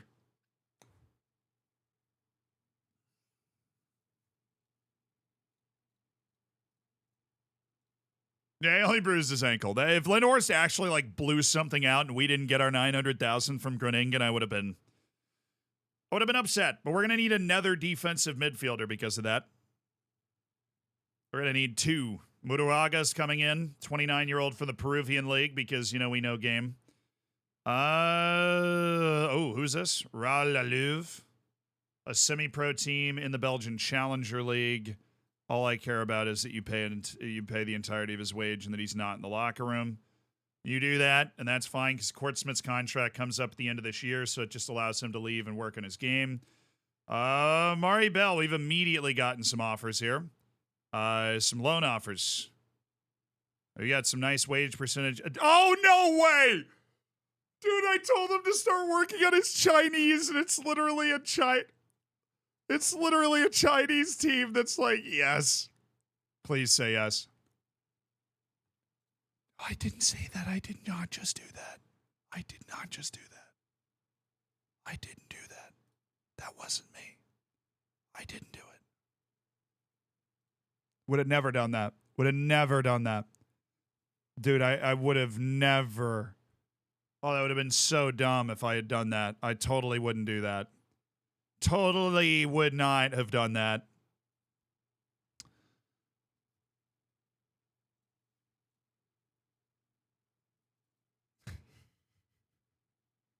Camille Vagamakers, who's this? Youth team guy, 20 years old. Don't really need him. Sure. Chain never break the chain. All right, give me screw your installments. Give me 150,000. He's yours. Cash money. Olivier Incham now speaks fluent Dutch. That's what I'm talking about. Yeah, I got a little greedy. I wanted the extra 5,000 a month. That was my bad. Hey, Kaufman. Oh, come on. Why are you happy here? You're no longer in my plans? Awesome. He's like, got it. Oh, great. Say Wellison just picked up a virus. I'm not going to have any center backs or center midfielders left, dude. All right. I want somebody to make an offer for Tino Kaufman that he is looking willing to accept. Because we just brought in that other striker, Martinez. I didn't even want Martinez.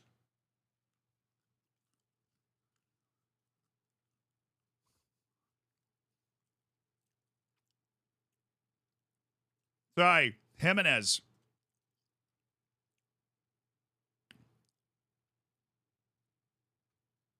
I know you just got here, but like, anybody want him on loan? Because we're paying the full foreign wage of $467,000 a year for him, which isn't great. Don't like that.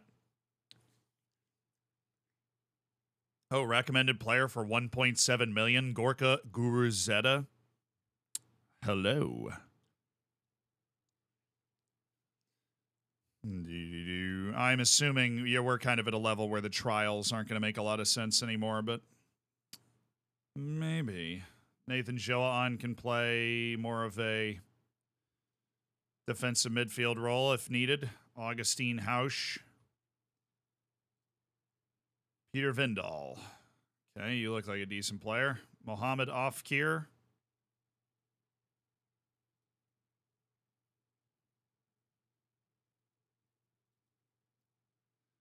Koji Miyoshi. I don't like Koji Miyoshi. Whoa, whoa, whoa, whoa, whoa, whoa. Now, aren't we looking at somebody that's quite good? State the availability of my client for 1.6 million. Now, that's a healthy chunk of change. And they want me to bring in Leo Geimel. Somebody is... Oh, the LA Galaxy are in for him. We don't have that kind of wage to compete with the LA Galaxy. Delano Bergsog. He's actually good. I am aware of Bergsog. He gets sent to me on Twitter all the time. Vaca doesn't fit our team. Asajas does. Just been offered a loan contract by ADO Den Haag. What's the loan contract? Full wage of 100,000. Squad player. Sure, we'll see if he takes that over going to ADO Den Haag. It's not bad. Shea Nunnally, no, don't really care, actually. Javier Bellman.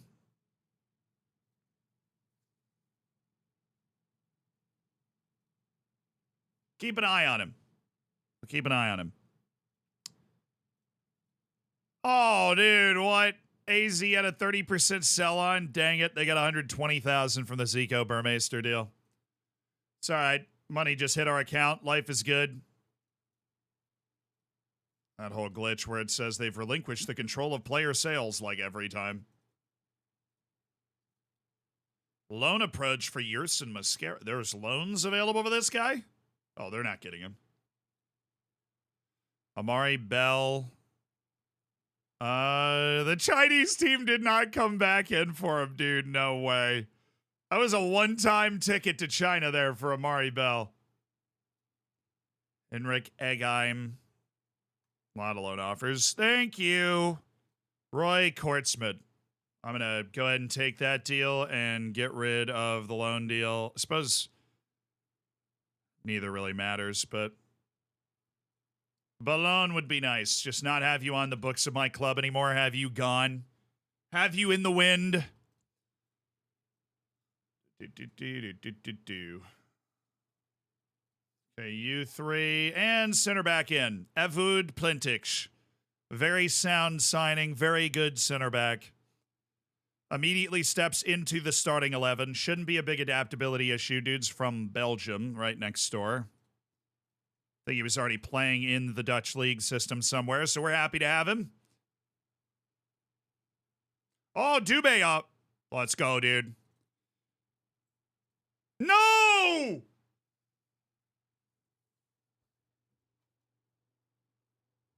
Not Prince Dubé.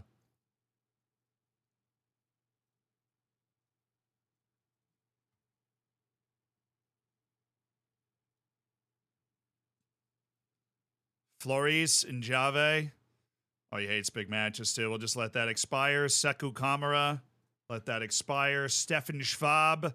Hopefully one of these guys doesn't suck, but he's way too slow to play in our system. Lucas Interzaire. Yeah, he's just old. Richie Ledesma. This guy used to have, like, U.S. national team potential. Very sad. Do they have his injury history in here? Yeah, he blew out his knee in 2020 and has just never been the same player. Sucks. We will keep him on the into-contract list, though. Olivier Thill. Nope.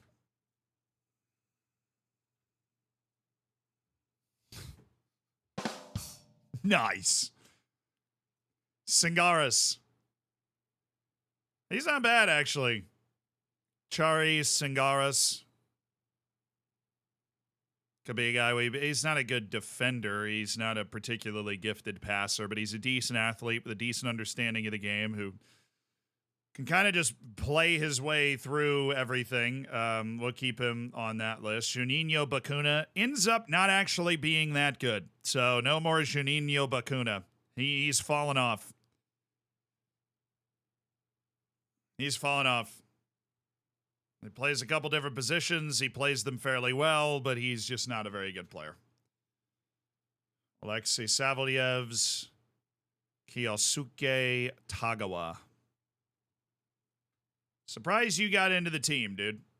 Georgi Karaishvili. Just average. Stefan Mitrovic. Nice. 5 pace, 5 agility, dude. You're still good in spite of that, Stefan Mitrovic, and that's what really matters. Iban Salvador. Equatorial Guinea. Ali Abid. It's decent. Mauritania's left back. The more you know. Oh. So we fumbled a Dubé. We got Plintix. We fumbled the Prince Dubé sale that we really want to get.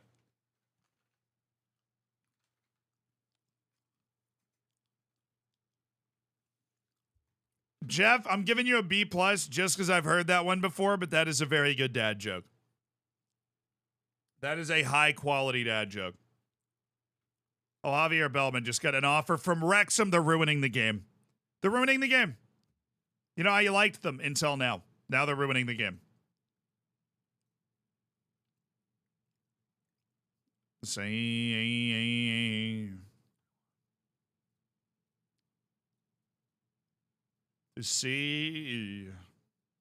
All right, Everett Lindhorst for $900,000 to Groningen.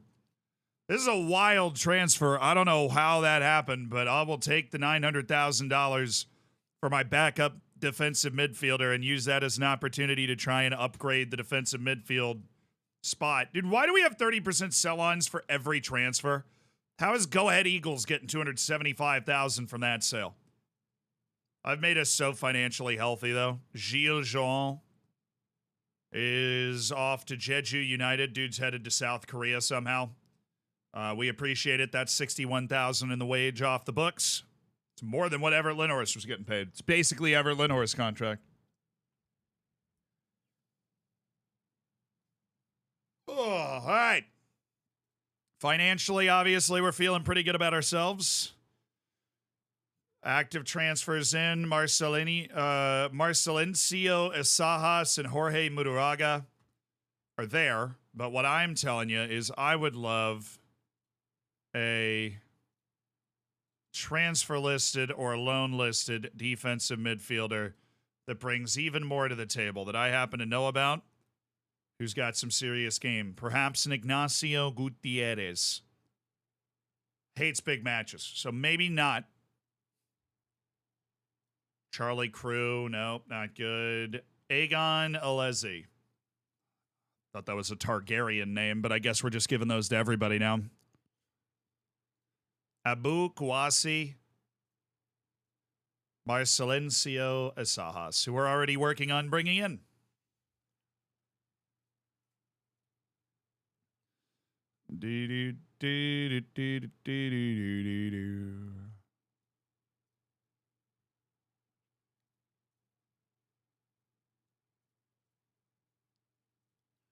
Badu Ndai, 36. Hello. Papayé. 4-7 composure. This guy looks like an absolute beast, and then you hit the 4-7 composure. No. All right. Emre Akbaba, 34 years old. Buns.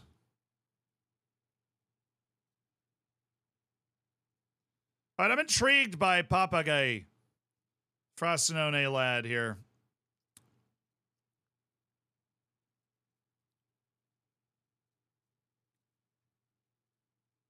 Yeah, they don't. They're not really interested in that, but he is on the list. I don't know if there's a huge improvement to our... I don't know if there's a huge improvement to our defensive midfield available out there, to be honest with you. Unfortunately. I think we're just at a level where there just isn't somebody we can go sign that's going to make us way better. So the two offers we have out for defensive midfielders right now are ones that we're just going to have to live with. No offers for Tino Kaufman. Ridiculous. Patrick Capozzo, fullback, month to month at Sigma Olomouc. This is the first wave of guys that we were looking at. You remember? Matey, you converted Lincoln fan. I saw you in one of your shirts. I'm good friends with Tom FM. He's a Lincoln fan. He got me the shirt.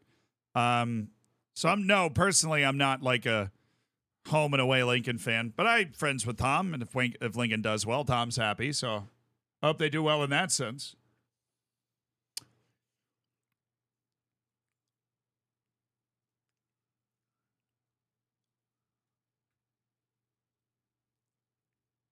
Wow, Yurka Bulin Tungishbayev is really bad. Eric Vega, not very good. Peter McGregor, not very good. Suleiman Diarra from St. Malo. Doesn't look good. Mohamed Usman. And Golden Mafuenta. Actually a very solid defensive midfielder, but he hates big matches. Tragic. Thought we were on to something there.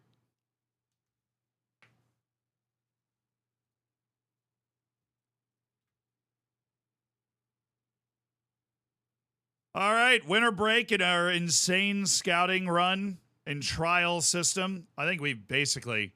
There's a certain point where players that are better than the ones that you have just don't want to play for you yet. I think we've kind of reached that point. Only willing to pay 80% of his salary? Well, let me tell you. I'm going to put him on the loan list for 100% of his salary, and if somebody gets all frisky for Benjamin Jimenez, then they can hit me up. I'll put my personal digits up there. Emmanuel Dennis, you have fallen off from your time at Watford and Cologne. You are not very good. Eduardo Guerrero, also not very good. No idea why we're rating these guys this highly. All right, thank you. Gonzalo Valencia is good. You were making me feel like I was insane. This dude's a physical freak. He's definitely a good center back at the level we're at. But He's just a little stupid.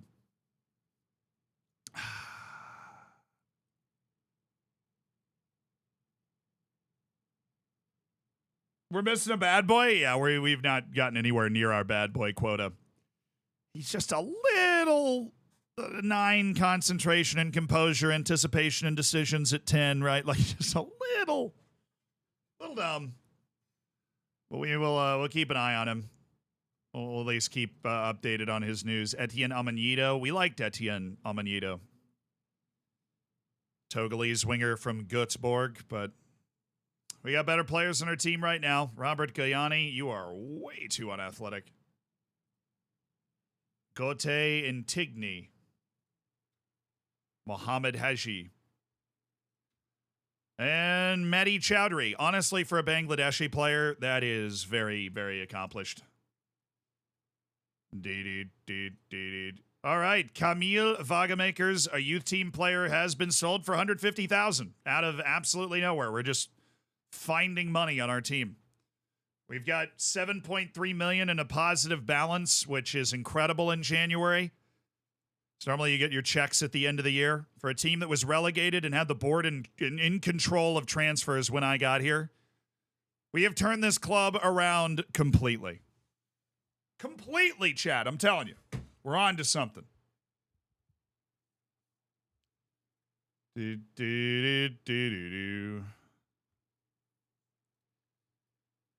Oh, we got another Dubé offer. Remind me not to mess this one up if you guys could. That'd be great. If you could help me not screw this one up, that'd be so awesome. They went so much lower. Oh, God. 250. Yeah, fine. Prince Dubé for 200. I'll take a $100,000 loss on Prince Dubé. I didn't know what kind of strikers we were going to be able to sign, what kind of forward players. I should have known that we were going to get better strikers than Prince Dubé, but they'll take his large wage, and I'll get most of the money back that we spent on him.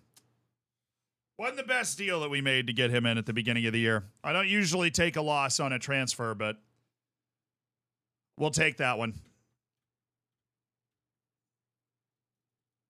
That's not what I asked for.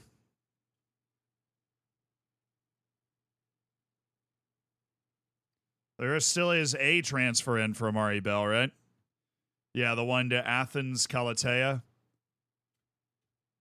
They've all said no to Bell, but they didn't say no to Bell. The Wuhan 3 Towns from China, the Chinese Super League. Hell yes. Learn Chinese, Amari. You go play well in the Chinese Super League. There's a big old paycheck waiting for you, dude. He's better than that. If I get 500,000, I'm down for it, but I told him to learn Chinese.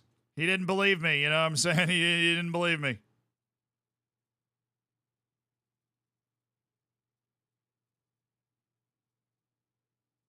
Be happy with a 250 asking price. Sorry, I didn't mean to set it on the wrong one.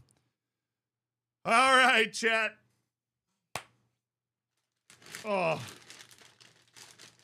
We've covered all the transfers. We've got Amari Bell learning Ni Hao up in here. We've completed a few sales, and we've got our eyes set on a couple of replacements for guys we sold for big money so that we can, improve the financial situation of our team even more. But that is where we are going to leave it today. We are going to be ripping matches tomorrow, though, so I hope you can make it. We're going to raid somebody, so stick around for that. We're going to go make somebody's day, but thank you guys for all the subs. Fist bump. Love you guys. Appreciate it. Had a great day today. Really, really did. Really enjoyed the stream today. And we've got our third round, our round of 16 in the Dutch Cup is coming up as well. So that's going to be fun. And don't worry, I'll be back tomorrow, 11 a.m. New York time, 4 p.m. London time. You know the deal. And I'll see you guys then. But thank you so much for every single one of y'all that was here and every single one of y'all that subbed. Let's go find a fun raid to do. Find a fun raid to do, perhaps. I'm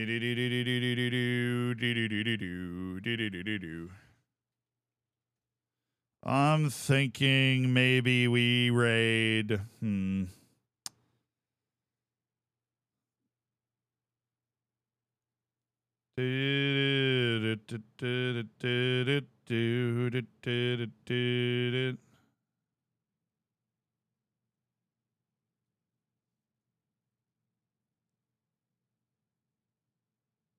Oh, this dude plays Mountain Blade and Total War. This is our type of guy right here.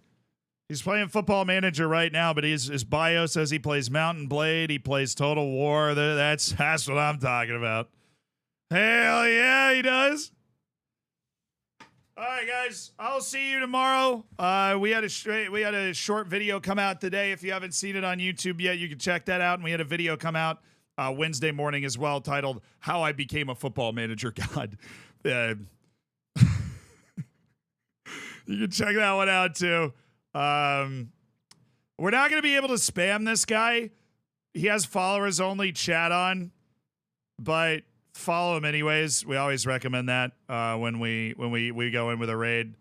He makes up for having followers only chat on by playing Warhammer and Mountain Blade. Be very nice to him, but maybe have him turn off followers only chat in the future. All right. See you guys tomorrow. Have a good one. Love you guys. Bye. Happy FMing. But not you, them.